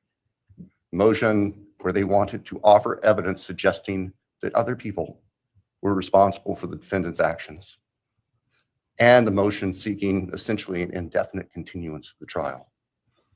It was readily apparent to all of us in the courtroom from Your Honor's comments that those motions were not going to be granted. So we returned to Moscow and continued with what we've been working on for months in preparation for trial. We had no qualms about going to trial if trial was what was necessary and appropriate. The following week after we were in court, we were approached by the defense with an inquiry about a possible plea. And I can tell the court this is the first suggestion ever that there was any consideration, because indeed the defense had maintained from the beginning that Mr. Kohberger, the defendant, was factually innocent. It's clear that the reality of the evidence and the case that had been investigated and prepared and that we were ready to present in court became a reality. Our reaction, among other things, was to reach out to all the families. And in fact, later that week, on Thursday and Friday of that last week of June, we met with representatives by teams, virtual meetings, with representatives of all the families. And we talked about the status of the case and the upcoming trial and things that related to the trial. And we also let them know that there had been an inquiry about whether there might be an offer for a plea. And we asked the family members for their thoughts and feelings. And they were candid. And they have been candid since, and we respect that. And we understand, recognize, and acknowledge that there was a difference of opinion among representatives of the different families. We understand that. One of the challenges of this case, one of the unique things about this case is we have multiple victims, each unique unto themselves, their families and friends unique unto themselves, and all of them entitled to their opinions, all of them entitled to their thoughts. Over the following weekend, our prosecution team, very skilled attorneys who were personally as well as professionally deeply invested in this case, met. And we talked, and the decision was reached. Well, to start with, were there to be any sort of plea offer or discussion, there's only one possibility. And that would be for the defendant to plead guilty straight up to all charges. There would be no bargaining about counts. There would be no bargaining about reduced sentences. And so we made the proposal to the defense that if the defendant was willing to plead guilty up front to all 5 counts as charged and waive appeal of the court's myriad decisions during the past 2.5+ years on all these motions that would have consumed years, if not decades, of time in the future. By the end of the weekend, we were notified the defendant was prepared to plead guilty as charged and factually acknowledge his responsibility in court for these horrible crimes. Obviously, those discussions and negotiations were confidential. And as Your Honor noted, I believe that was necessarily so, because if the defendant had decided not to plead guilty, it would have been devastating to our jury pool for there to be public information that there had been even consideration by either party to a plea resolution. And protecting the prospective integrity of the trial after so many years was paramount. So the end of the weekend came. We notified the victims' families of what had occurred. I recognize and acknowledge personally, and I respect the fact that of these fine, suffering people here, not everybody agreed with the decision we make. I accept that. It's my responsibility in the end. I recognize that that's the duty of the office that I hold.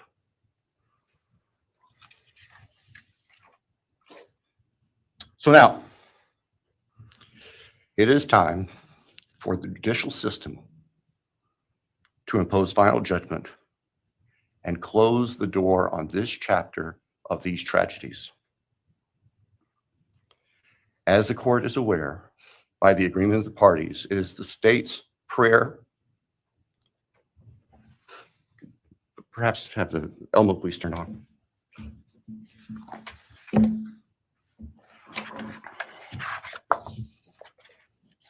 Thank you. That on count 1, the felony burglary, that the court sentenced the defendant to the maximum period of 10 years fixed in the custody of the Idaho Department of Correction. Then on count 2, that the court sentenced the defendant to fixed life for the murder of Maddie Mogan. On count 3, that the court sentenced the defendant to fixed life for the murder of Kaylee Gonzalez. On count 4, that the court sentenced the defendant to fixed life for the murder of Xana Kernodle. On count 5, that the court sentenced the defendant to fixed life for the murder of Ethan Chapin. And the state further prays that these sentences be ordered to run consecutively, back to back, not at the same time, to recognize and respect the unique individuality of each of these beautiful young people whose lives were taken brutally and for no reason.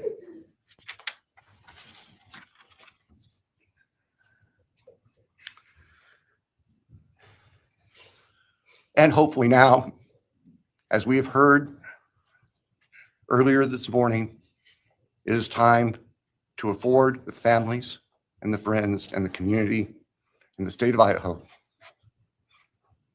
and the nation and the world to move forward. We can't undo, and we can never undo, the horror of what occurred on the early morning hours of November 13th, 2022 at 1122 King Street in Moscow, Idaho. For a long time, the presiding district judge in Latah County was John Stegner, who eventually became a member and a justice of the Idaho Supreme Court. And Justice Stegner often observed that even God cannot change the past. But everyone in this room has the ability to take themselves forward. And we want the judicial system to afford them the opportunity today to do that. From today forward, our memories should be focused on these innocent victims whose lives were taken, on their families, on their friends, on the community. The court has heard discussion, talk today, reminiscences today about a special family that our victims shared, not just their natural, legal, and biological families, not just their university family within their sororities, for example.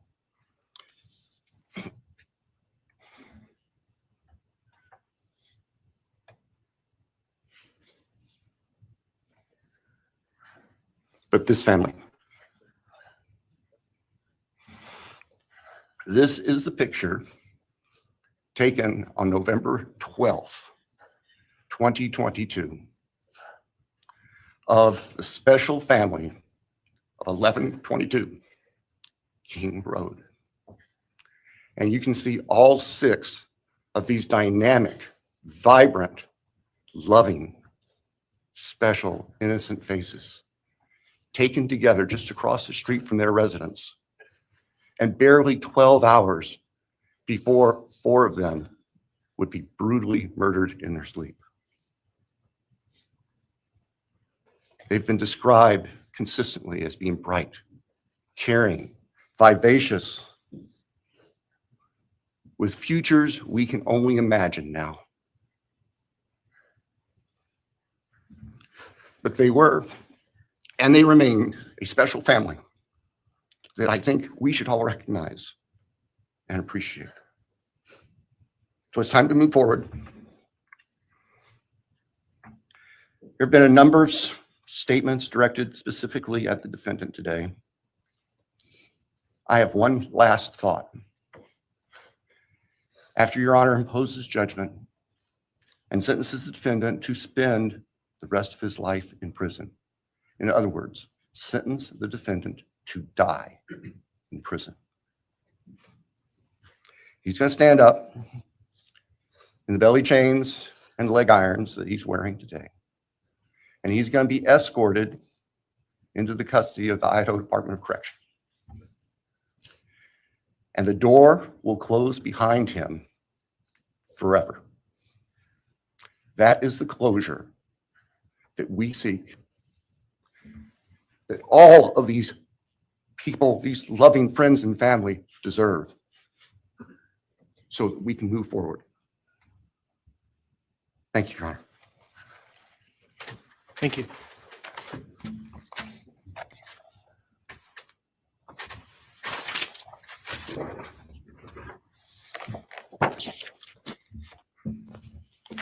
All right, does the defense have evidence to present today? All right. Does defense wish to make argument today?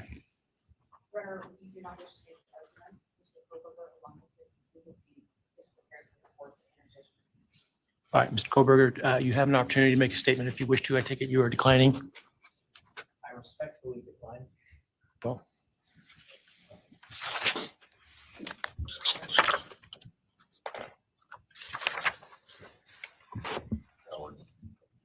Please. All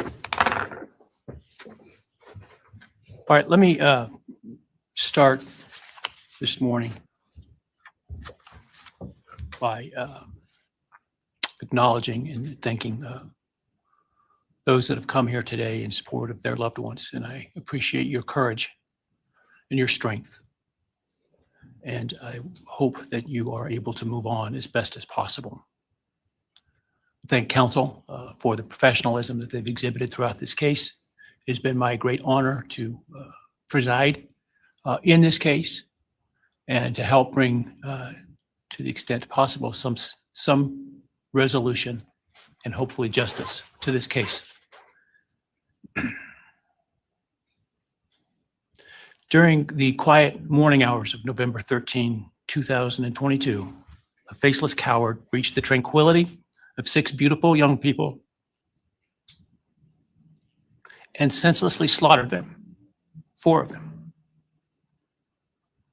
Who committed this unspeakable evil was unknown for several weeks, but due to the killer's incompetence and outstanding police work by numerous local, state, and federal law enforcement agencies, the person that slithered through that sliding glass door at 1122 King Road now stands before the world and this court unmasked. This unfathomable and senseless act of evil has caused immeasurable pain and loss.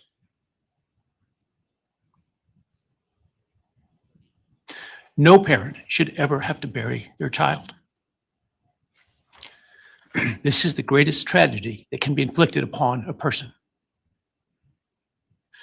Parents who took their children to college in a truck filled with moving boxes had to bring them home in hearses lined with coffins. The loss this killer inflicted was not just the death of these people's children, siblings, grandchildren, as we've heard today. It has ripped a hole in their soul, destroying a special part of their very essence. Any person who is a parent defines themselves foremost as such. It is their existence and purpose of being. And it has been stolen from these parents.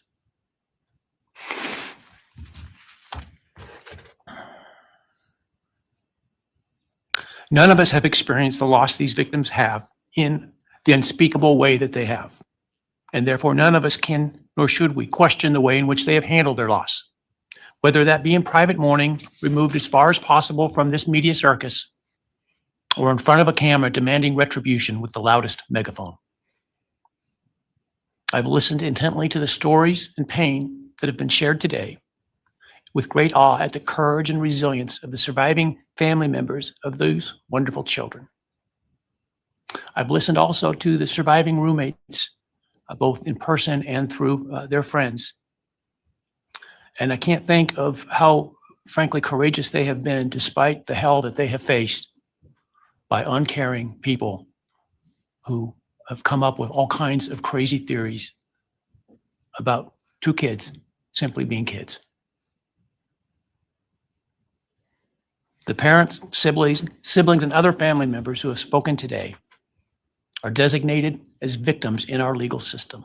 But going forward, I hope that they can shed that label, as it gives too much power to the evil that condemned them to that role. They are and should be known as survivors, fighters, and foremost as witnesses to the tremendous lives of value and unbounded promise of these 4 young people. But those speaking today and those who did not speak, but who carry the same burden, this same loss, now carry forward the memories of these now perpetually young people, these forever children. These survivors carry the responsibility of ensuring that the voices of these children, Maddie, Kaylee, Xana, and Ethan, are never forgotten, and the positive impacts that they have had on so many lives are never minimized, and that the love they shared, the light that they shined onto others, is forever celebrated. As we sit here today, this case is ending, and we are now certain who committed these unspeakable acts of evil, but we don't know, and what we may never know is why. I share the desire expressed by others to understand the why, but upon reflection, it seems to me, and this is just my own opinion, that by continuing to focus on why, we continue to give Mr. Kohberger relevance. We give him agency and we give him power. The need to know what is inherently not understandable makes us dependent upon the defendant to provide us with a reason, and that gives him the spotlight, the attention, and the power he appears to crave. Yet even if I could force him to speak, which legally I cannot, how could anyone ever be assured that what he speaks is the truth? Do we really believe, after all of this, he's capable of speaking the truth or of giving up something of himself to help the very people whose lives he destroyed? Rather, I suspect the so-called self-serving and aggrandizing untruthful bits, leaving people wanting more information, more insight, and thus enhancing even further the power he seeks to hold. Even if we could get truthful insight into his why, I suspect it would not in any way quench one's thirst for actually understanding why in the first instance. Because there is no reason for these crimes that could approach anything resembling rationality. No conceivable reason could make any sense. And in the end, the more we struggle to seek explanation for the unexplainable, the more we try to extract a reason, the more power and control we give to him. In my view, the time has now come to end Mr. Kohberger's 15 minutes of fame. It's time that he be consigned to the ignominy and isolation of perpetual incarceration. I know there has been concern about him collaborating on books or movies or other media projects, and I truly hope that someone does not stoop to affording him this spotlight that he desires in the name of clicks, royalties, or profits. While criminal behavioralists should study him away from the spotlight in an attempt to prevent other would-be killers from acting on their worst impulses, there should be no need for that to spill over into the public eye. The great Idaho jurist Edward Lodge was known for trying to find something positive about every person he ever sentenced. And with over a half a century as a trial judge, that was a lot of people. This was often challenging, and I recall in one case he said that the best he could come up with was the defendant had good penmanship. Truth be told, I'm unable to come up with anything redeeming about Mr. Kohberger because his grotesque acts of evil have buried and hidden anything that might have been good or intrinsically human about him. His actions have made him the worst of the worst. Even in pleading guilty, he's giving nothing hinting of remorse or redemption, nothing suggesting even a recognition or understanding, let alone regret for the pain that he has caused. And therefore, I will not attempt to speak about him further, other than to simply sentence him so that he is forever removed from civilized society. And accordingly, based upon his conduct and based upon the record before this court, recognizing the standards that govern this court's sentencing decisions as set forth in State v. Hill, I hereby sentence Mr. Kohberger as follows. On count 1, burglary, 10 years fixed, 0 years indeterminate. I also impose a fine of $50,000. Count 2, first-degree murder of Madison Mogan. I sentence the defendant to a fixed term of life imprisonment without the possibility of parole, a fine of $50,000, and a civil penalty of $5,000 payable to the family of the victim. On count 3, for first-degree murder of Kaylee Gonzalez, I sentence the defendant to a fixed term of life imprisonment without the possibility of parole, a fine of $50,000, and a civil penalty of $5,000 payable to the victim of the family, or to the family of the victim, pardon me. On count 4, for the first-degree murder of Xana Kernodle, I sentence the defendant to a fixed term of life imprisonment without the possibility of parole, a fine of $50,000, and a civil penalty of $5,000 payable to the family of the victim. On count 5, for the first-degree murder of Ethan Chapin, I sentence the defendant to a fixed term of life imprisonment without the possibility of parole, a fine of $50,000, and a civil penalty of $5,000 payable to the family of the victim. The sentences on counts 1, 2, 3, 4, and 5 shall run consecutively to one another. Restitution will be left open for 60 days. Defendant will be required to submit a DNA sample and a right thumbprint impression to the Department of Corrections and comply with the DNA Database Act. I remand the defendant to the custody of the Idaho State Board of Corrections for to be imprisoned in an appropriate facility and execution of the sentence where he will remain until he dies. Though you've waived your right to appeal, you do have a right to file a notice of appeal, and any such appeal must be filed within 42 days of the date of the written judgment, which will be entered shortly hereafter. Though the appeal, you should be aware, may be deemed a violation of the plea agreement, and so I certainly suggest you discuss that with counsel if that is your desire. I ask the media and public present to allow the families to be escorted out first before they leave. Again, thank you to everyone for your stories today. I am strengthened by them, and I am encouraged by your humanity and strength, and God bless you. We're adjourned.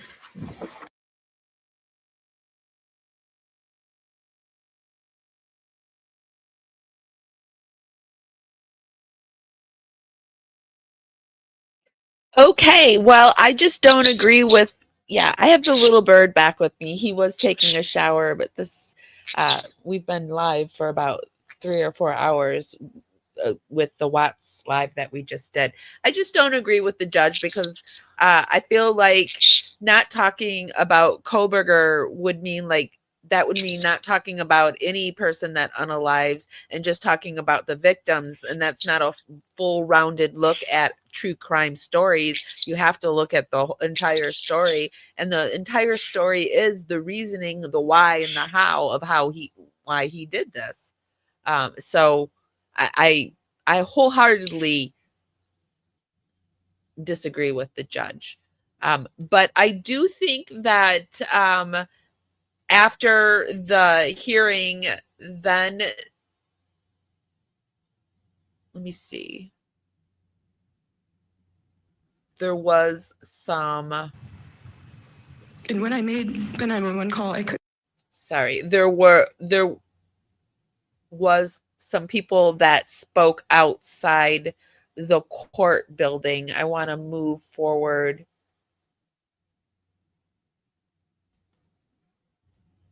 What is this?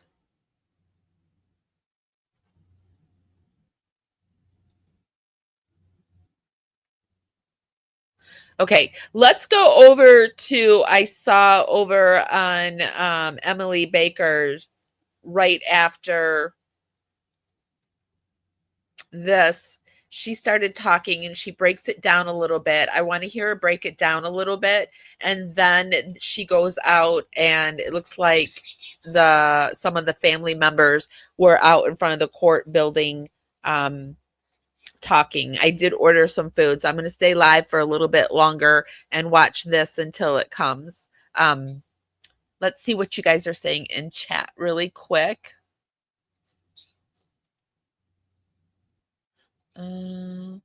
Judge is not clarifying things so that all know what is going on. I understand where you're coming from now. You explained. Yeah, I mean, even if you don't agree with me and I don't agree with you on this channel, it's fine.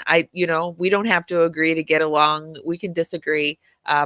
But I get what you're saying, that he's saying that he's not going to do it personally because he doesn't want the victims to be forgotten. And that does happen a lot. The victims do get forgotten, but I don't think the victims in this case are going to get forgotten. And I definitely feel like Bryan should be examined because there is a new breed of male out there and incel type male that's happening, and I think we need to examine why. the how, what was he thinking, what was going on, and so forth. So, oh, I do have an open mind, and I don't agree with what the judge says, and I'm just explaining. Completely open mind. So, all right, so let's go into the Emily Baker, and we'll see what she has to say, the breakdown that she gives, and then we'll watch the interviews out in front of the court. Let me get this back up on stage and find it.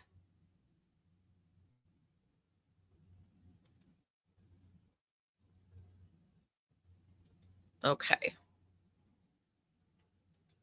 I like watching Emily Baker. Sometimes when I'm watching a trial, I will keep her on in the background so I can quietly hear what she has to say, what her legal breakdown is, because I feel like she does it in such a way that the common person can understand. By them, and I am encouraged by your humanity and strength. God bless. Bryan Kohberger, out of money he earns in custody, out of any commissary money, out of if he ever chooses, or if anyone chooses to pay him. We talked about this in another video, but if anyone chooses to pay him for his story or an interview or whatever, that money goes in and is held in a fund that restitution can then be taken out of first, if he chooses to do that. I'm sure he will. So, the court also addressed the question that has been lingering about appeals. Bryan Kohberger waived his right to appeal. He has a right to file notice of appeal. His right to file notice of appeal can't be taken away from him according to the case law and the Supreme Court. However, filing his appeal may violate the plea agreement. If his plea agreement is violated, and the court noted that, you want to talk to your lawyers about that. Okay, so I was wondering, because people had been talking about him filing an appeal. So if he files the appeal, she's saying that it could violate his plea deal. If his plea agreement is violated, the state can choose to withdraw that plea agreement and go to they trial won't. and seek the death penalty. I don't think that will happen. I don't think we will see a notice of appeal filed. He has 42 days from the written entry of judgment. I imagine the court will do that today. It'll be like TikTok. I bet he won't. The judge sentenced him to the max that he is allowed to be sentenced to. And I think that says a lot. A lot of judges do not add the fees and fines. That was a statement from the judge. Proud Mama, is the restitution on top of what the judge ordered him to pay? Yes. And it gets paid first. That's interesting. Restitution gets paid before the fines. I think he did add the fees and the fines on there because I think he suspects that Bryan is going to write that book, and I suspect he is going to get with that professor, and she's going to study him and write a book on him. I predict that's going to happen, and I don't even have to be a psychic to predict that. State. This is my speculation, but I wonder if the judge put all of those there to make sense, well, to make sure that if he ever tried to profit off those crimes, all of that money would go elsewhere. I'm sure he to victim restitution first, to civil restitution next, and then to the court fines of what, $250,000, $350,000. Yarnwork said, I thought Idaho had son of Sam laws. I did a whole video about this on the Emily Show. I will link it down below. But in sum, there is a lot of case law on the point of whether people can sell their story, and they can. In Idaho, it goes into a fund and is held essentially in abeyance by the state, and it pays out all the restitutions and things first. And then whatever's left over goes to the defendant, if anything is left over. Isn't it a shame that Gypsy Rose Blanchard didn't have to do something like that? So yes, they can make money, but it would go to the victim families first. So I will take a look, and I'm sure Miguelina has already looked to see if anyone is speaking outside of court, and take a look. So they are. So let's go forward. I mean, it's an emotional morning. Well, it's almost been 3 years, and today's the end of a long, hard-fought battle. But we have our victim, and we have him where he belongs. So for that, we are thankful for all the men and women that put the work together, put this case together, and once it's part of the court system, it was a little ugly, but This is the we got that Gonsalves family. conviction, and we're glad to be moving on. Glad we can move on. Can you believe she said that he's gonna get a big D? The reporter is really hard to hear, but she's asking about the judge. The judge said we may never know why, and is starting to ask their thoughts about that. There's some truth to that, but then, you know, there's also the fact that, I mean, what would he tell as a lie as to opposed to the truth, you know? So The knife, if he gave the knife up, or if he gave a part of his kill kit, if he gave out facts that only the killer would know, it would corroborate it would corroborate things. And he even addressed there's been way too many conspiracies, and the surviving witnesses had to go through hell. Well, no better way to protect them than by getting some of the I think there's one of the best ways to protect the surviving roommates is that this was a plea deal. those details. If you got those details, then, you know, as simple as just saying I did it solo would have been, you know, valuable, I think. Oh. And Well, that's interesting. Emily thought that this was also a way to protect the surviving roommates. I'll have to think about that. That's interesting. you know, we stand by the negotiation wasn't justice. It was just a shortcut, and we said from the very beginning we're not interested in a shortcut for our daughter. We wanted everything. Steve, you turned the podium on talking to us about why you wanted to. The reporter said, or is asking Steve Gonsalves, I did watch a video. Jumpsuit Pablo was warning Steve warning Steve because Steve had mentioned that some prisoners from jail or prison had been contacting him saying that they would be happy to help the family out by, you know, harming Bryan. And he was warning the family, saying that prisoners don't just do this out of the goodness of their heart. So don't buy into they're just willing to help, and don't, you know, just, you know, mind your P's and Q's and don't tell the world this, because if something were to suddenly happen with Bryan, then you, sir, would be in trouble. So I think maybe that's why he was so resigned. Well, maybe this was one of the reasons why he was so laid back. I thought we were going to get more from Steve than we did. I was shocked that we got it from the mom and the sister, but not upset about it either. Turned the podium and is asking him why he did that. Because he's a coward, he's been protected by the court from day one, the minute that he was arrested. So I wanted to let him know that I was directing everything towards him, and you know, his days of being protected are coming to an end. You know, from what I've been explained, he gets on a van today, and he's got like 11, 12-minute ride, and then he'll be the responsibility of Idaho State. Were you planning on turning the podiums out, or did you do that? You know, I remember reading it saying, "Do not move." So I was like, "Well, I'm moving this." I just kind of made that decision right then and there. The podium says "do not move" on it, so he's like, "Nope, just turning it." And he said he made that decision in the moment. So, you know, I want to make it as difficult as possible. I knew my daughter was going to do a speech, and I'd heard it, and I was like, he's going to hate this. He's going to hate this next set of people that are going to come forward and really rip into him and really expose him for what kind of a piece of trash he was. And we've been waiting a long time to say some of those things that needed to be said. Stephen Jr., you chose not to speak. I've written up a statement. I don't know. Yeah, maybe this is where you go. They're asking the younger brother, he didn't make a statement, and if he wanted to make a statement. Okay. Well, allow me a second. Maybe budget court appropriate. Yeah, it definitely wasn't. I think what she said was it might not have been court appropriate. Yeah, my name's Steve Gonsalves. I'm Kaylee's older brother. She was my little sister, my friend, the middle child in the heart of our family. There are no words that can fully describe her spirit. But if you knew her, you knew joy, you knew light, you knew someone who made everything better just by being in the room. My statement was largely grounded in one goal, and that was to do everything for anyone who listens to this and has to go through something similar, to not have to endure what we had. My family's fought tirelessly, not just for answers, but for accountability. We've stood in front of cameras, behind closed doors, and across from people who didn't want us to speak but we did, and we won't stop now.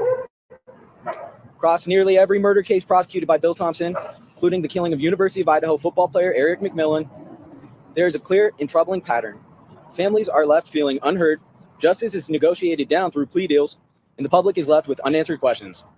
In the McMillan case, charges were reduced from first-degree to second-degree murder, prompting confusion and outrage from the victim's family and community. Same pattern is emerged in the Silas Parks and John Lee cases, both of which prosecuted by Bill Thompson, where capital-eligible crimes were resolved through plea agreements, sidestepping trials and diminishing public accountability. The most egregious of these crimes was the brutal killing of Whitney Parks, a young pregnant woman whose life was taken by her husband, Silas Parks, during a violent domestic assault.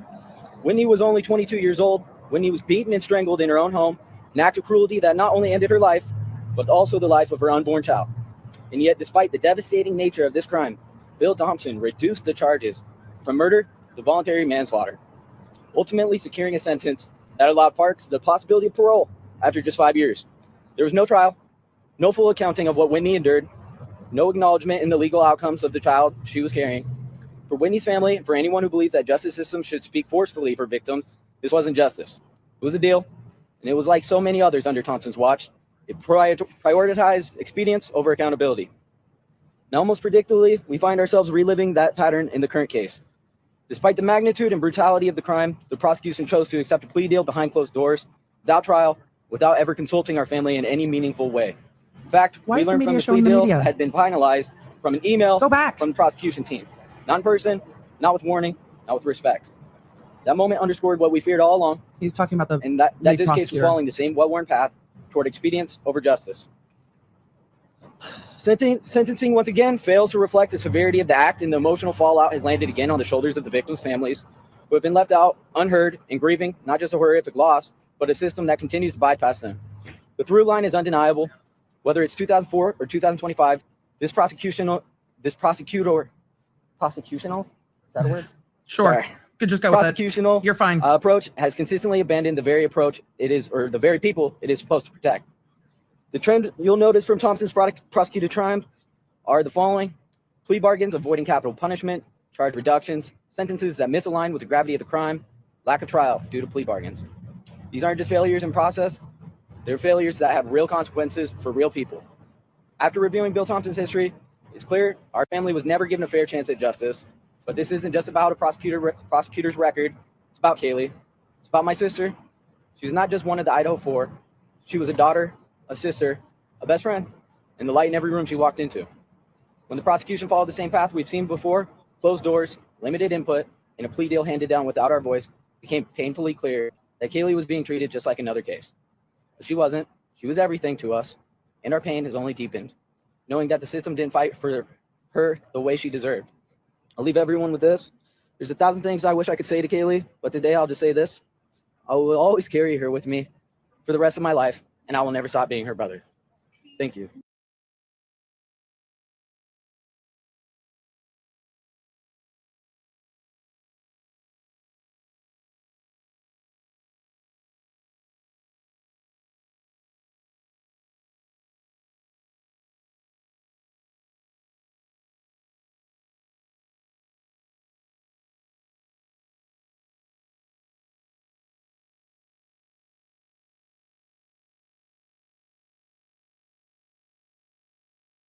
He could have said that in court.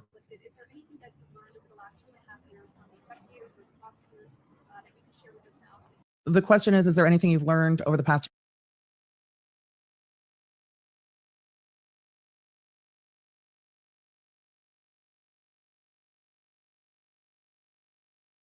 2.5 years that you can share with us now? They're turning to see who's asking the question, but it's just a row of cameras, so I can't see who's asking the question. It sounds like Shanley Painter, but I don't know if it is. Well, I think it was kind of interesting that Go back. Once the president sent a truth statement out, they called us right up and they told us everything.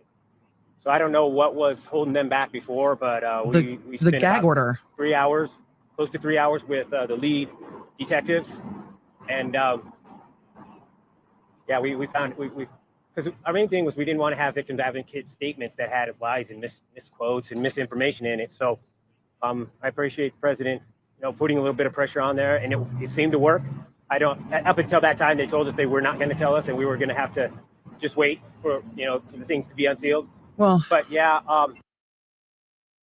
To be fair, the gag order was removed Thursday, so it is difficult because the gag order also covered what could be told to them. I'm glad that law enforcement sat down with them after the gag order was lifted and spoke with them before today. It was horrific what Kaylee went through. Yeah, and I don't want to protect this guy, but I won't give out all Protect the details. her. I'll be general, but Protect her. Yeah, she was stabbed. Keeping the details of what happened to the victims is protecting the victims, not the defendant.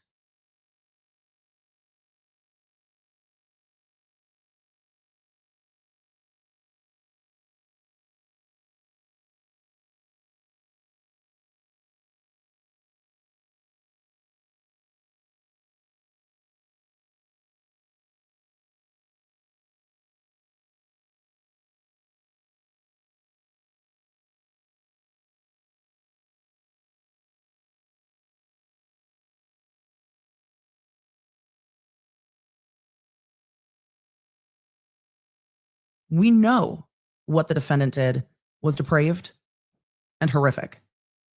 The details of that protects them. Over 30 plus times, and she was struck, and there was quite a bit of damage to her face. So this guy's just an absolute monster. Anyone who thinks that he's otherwise, I just looked at pure demons out there. When I was looking at him, we had a stare down, and he's just filled with demons. He's dark pits of eyes.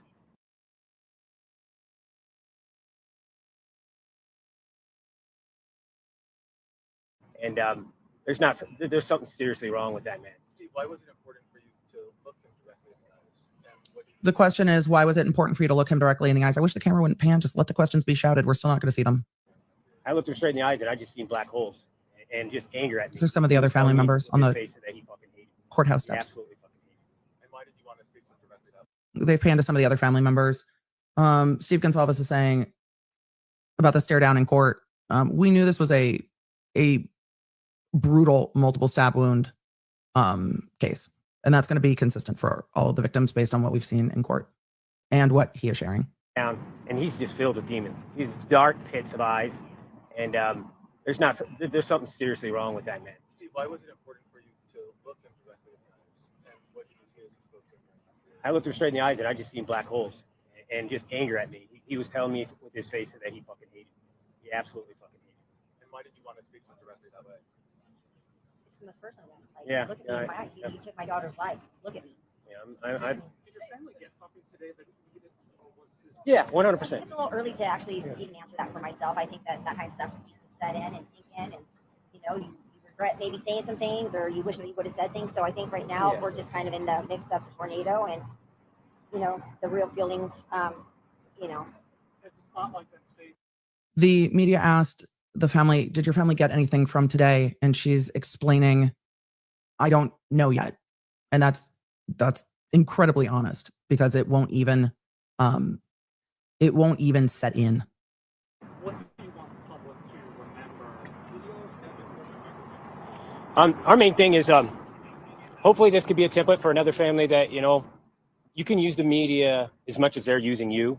You can use it to keep people accountable, keep people honest, keep the court system, treating you with a little bit of respect. And I think that's what we did. And the more that you get active, I think the more chance that you're going to get that justice in the end. I think you really got to try to make your kids stand out, or whoever you're trying to protect, you make them real. Get on the internet and talk to people.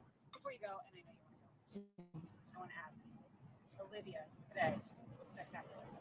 Olivia asked a question. The media is talking about Olivia's statement and starting to ask about Olivia's statement.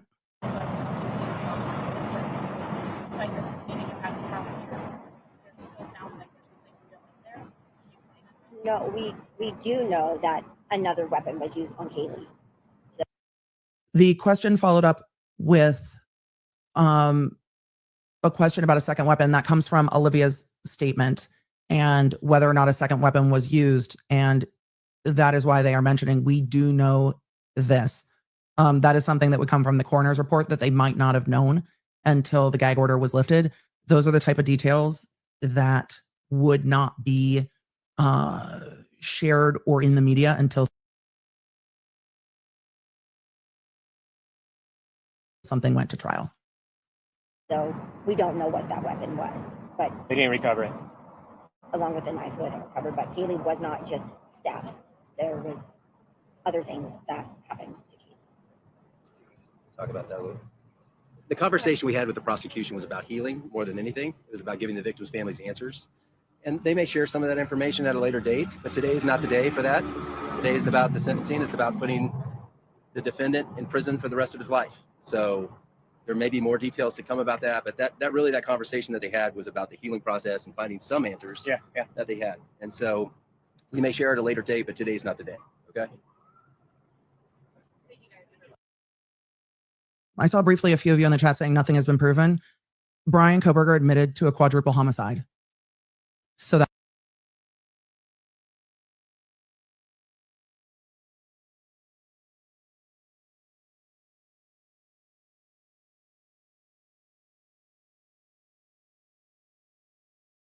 Whoops, sorry. I still think it's crazy. I didn't realize I was muted. I still think it's crazy that there's still people out there saying that Bryan's innocent, that he didn't do it, that he's being framed. That's completely insane. Let me see what you guys are saying.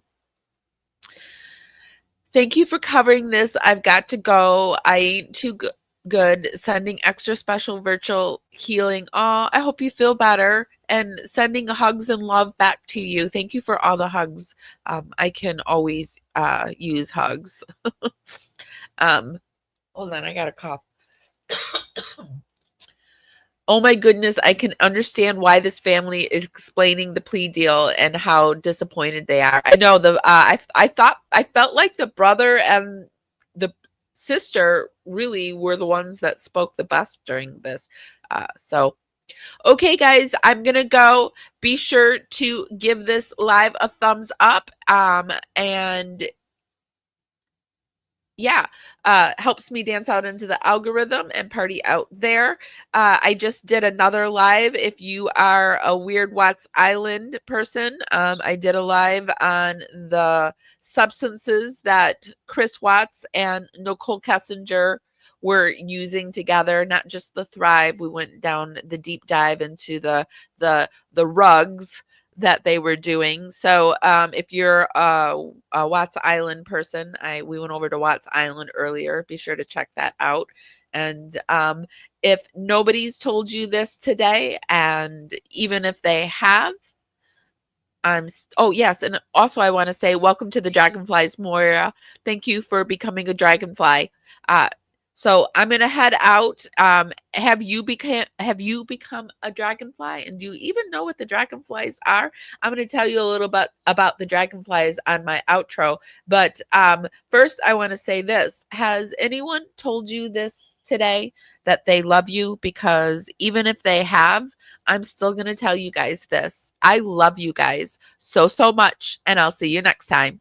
Bye, guys. If you're not subscribed, why are you not subscribed? I would really love to have you as a power subscriber. If you really like my content, be sure to become a Dragonfly, and that's our membership, and it's $2.99 a month. I release all my videos early. We have special emojis over in the chat room. I kind of share things ahead of time with my Dragonflies, and I go live sometimes just for the Dragonflies. It's a way that I can support you guys and give you more content, and it's a way for you to support our channel. It's $2.99 a month, and I would love to have you. I miss my cue, baby, I had you.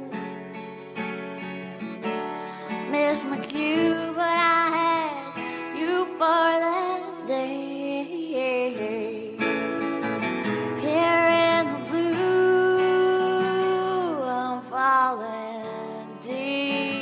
Be sure to give this live a thumbs up. Helps me go out into the algorithm party out there.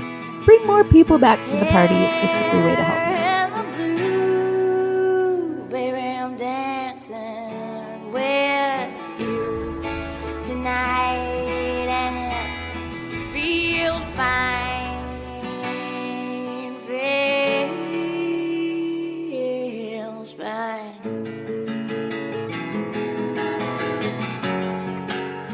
Baby, I'm dancing with you tonight.